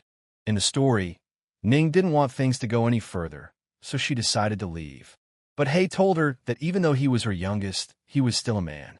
Ning asked him, so what of it? Ning couldn't break free from Hei's strong arms. There was some unusual scent coming from him, and she knew it was proof of his feelings. And as soon as he touched her, she was trapped. Hei was listening to all this and already wanted to stop her, and she doesn't have to read this. Ning picked it up and said that it was pretty cold today, and wondered what was going on in the character's head anyway. This is completely unlike her. Hei said that since she already knows everything, then let her stop reading. Ning didn't stop and said that it embarrassed her so much. But the master told her to read. Ning was completely entranced by the book and didn't stop. Hei was already starting to panic and asked her why she didn't stop. And then he took off her outer garment, and Ning became even more beautiful in the moonlight. She suddenly told him not to be so cocky. He asked his sister at this moment, why on earth is she refusing his company? She knows he won't leave her alone. But Ning replied that this was her assignment, and she must fulfill it herself. Hei asked her, then why was she interfering with his? Ning replied that she was just helping their siblings, not just him. He suggested to her that they shouldn't think about anything else right now, but better yet, Ning suddenly couldn't help herself and closed the book. Ning said that the writing was really good, and suddenly she felt very hot, and went to bed with the baby. He thought at this moment, could he fall asleep in this situation? But that would definitely not happen. In the morning, Hei opened his eyes and saw Ning sleeping in front of him. Min saw that he was awake and told him not to worry, and she wouldn't wake up. He sighed and said, it was as if a mountain had been lifted off his shoulders. He slowly stood up and felt that his arm was numb. Min started to smile and asked the owner what he said his hand was numb. Hei became hurt and told her not to touch it. Min asked, isn't that a paddle? Hei said they need to get out of here quickly. Min walked over to Ning and told her that she wouldn't wake up until sunrise. She cast one small spell on her. There was no need for haste. He got up from the bed, and suddenly Min closed her eyes and said he had no clothes on. And it wasn't even surprising that the heir of the Demon Wave clan had so much energy. He asked, hadn't she seen enough yet? Min replied, that of course not. His body is a real treasure. He said they should leave while it's dark, and everyone is asleep. Min asked the Lord if he wasn't worried that Ning would find the curtain missing in the morning. He began to slowly move around and look around so that no one would see him like this. Better that than running around the cult naked. If someone sees it now, they'll be on the front page of the Mythical Chronicles tomorrow. Min said the headline would be that a naked man dressed as a woman is a decline in morals or a lack of manners. He replied that she was just unbearable and tell her to stop saying that. He ran from corner to corner saying that everything was clear and there was not a soul around. He went to his room and snuggled up and said that he had to admit that it was really chilly outside. Min lay down next to him too and said it would be even warmer that way. And maybe he would let her warm his bed. He hugged her tightly and said she was so warm. Can she turn into a fox? She is so fluffy and comfortable. Min said that it will be fulfilled now, and immediately turned into a fox, and he immediately said softly. Suddenly, he nudged her a little and said, wondering even. Min asked, what is it? He asked, why didn't she smell like a fox? Min immediately turned back into a human and got angry. She wouldn't let him next to sleep and threw him off the bed with both feet. Min said she was a spirit beast from the Fox clan, not some ordinary animal, and no more warm beds for him. He sat down to meditate in the afternoon and said that yesterday he had broken through to a new stage. It was time to realize what had changed. As he entered his inner soul, he felt the wind rippling the grass. A ripple running through the water. The stage of soul budding is different from the previous two. It is more like a deep and harmonious connection with nature and the universe. Afterward, he went outside and said that a new day and new possibilities had arrived. Suddenly, he saw Li Jin and asked her what she was doing on Lushui Peak. He walked over and greeted her. Li Jin told her brother that he was finally awake. Qing also said that she was glad he came. She was just about to do a joint interview with him. He replied to his sister that what she wrote in that issue of Mythic Chronicles was simply outrageous. She has no shame or conscience, and she's not going to write any more fiction. Qing said that true stories don't sell out that well. The combination of fact and fiction is exactly what readers want. Besides, it's not easy to sell magazines nowadays. Suddenly, he said that he felt like Sister Lee wanted to discuss something extremely important with him. Could they reschedule the interview for another time? Qing replied that it was fine and wouldn't bother them. He told Nurse Lee that he thought she was looking for him. Was something wrong? But suddenly he saw Sister Qing hiding around the corner and shouted to her. Qing replied that she understood and was on her way out, and it occurred to her a new theme for the release, a love triangle. She's even designed the cover already. This issue is sure to break all sales records. And she said goodbye one more time. He asked Jean where they were at. The girl replied that it was nothing much. After he saved her, she sent a message to her father. So he invites him to dinner to thank him in person. And if he agrees, she will submit a request for 2 passes so they can leave the mountain. He was surprised and asked, is that really allowed? Jean replied that her family was quite closely related to the sect, so they had certain privileges. He thought for a moment and decided that at the same time, he could go to the He clan and finally learn more about transformation. And it will help him a lot, so it's best to address this issue before the 3rd assignment. Jean told the guy that if he thought it was too much of a hassle, he might not agree. Her father likes to make decisions for others. He said that he would go. Jean, hearing this answer, got very excited and said that he had then decided everything. At that time, Ning came in and immediately saw them as they hugged. But she immediately turned around so they wouldn't see her. Min tells the gentleman that Ning just looked at them and left abruptly, and she thinks Ning wanted to talk to him, which then something upset her a lot. Hey, imagine her getting upset and got scared. He told Nurse Lee that he had to meet someone else, so he would have to leave her. Jean replied that of course, no problem. Besides, she had things to do too. He said goodbye and said they would see each other soon. Min said right afterward that she went in that direction and showed her hands in which direction. Ning went into the forest, and unable to contain her anger, she walked like a hurricane between the trees and chopped them with her sword. Hei watched her behind the tree and was surprised. Min told him that her heart was restless. Let him look at her hands. They're trembling. Ning is definitely upset. Hei said he memorized her movements. Min asked the master, is he okay? Hei asked, why is that? Just thought it was worth learning some new techniques. It's useful to have many skills. Min said to go and ask her if she was looking for him. If so, for what reason? She's honing her sword skills, and he's busy studying martial arts instead of approaching her. If he's not sick, then what is he? Hei replied that he was just trying to learn as much as he could, so that he could escape quickly if necessary. She knows how much she despises demons and monsters of all kinds, doesn't she? And he only doesn't want to die by her hand. Suddenly, Ning noticed something and asked, who's here? Hei came out and said it was him. Ning asked him what was he doing here. The guy replied that he just saw his sister come to the door of the Lu Shui Peak dormitory, but then suddenly disappeared. And it seemed to him that she was looking for him, so he followed her. Ning asked, who said she was looking for him? He told Ning that Li Jin had just come to ask him about going down the mountain. He had saved her life on the previous mission, so her father had decided to thank him. Suddenly Ning smelled an odor, and she wondered why he smelled like her perfume. Ning asked him if he had come to her chambers last night. Hei just froze at that moment and didn't know what to say to her. He realized at this moment that her feelings were too sharp. Ning asked him again, did he come or not? He replied, that of course not. How would he accidentally walk into her chambers? He realized that this was a crappy case.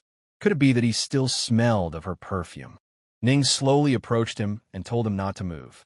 She suddenly looked at his clothes and noticed something. Suddenly, Min appeared and said that it was her fault. And don't let Madam Ning misunderstand.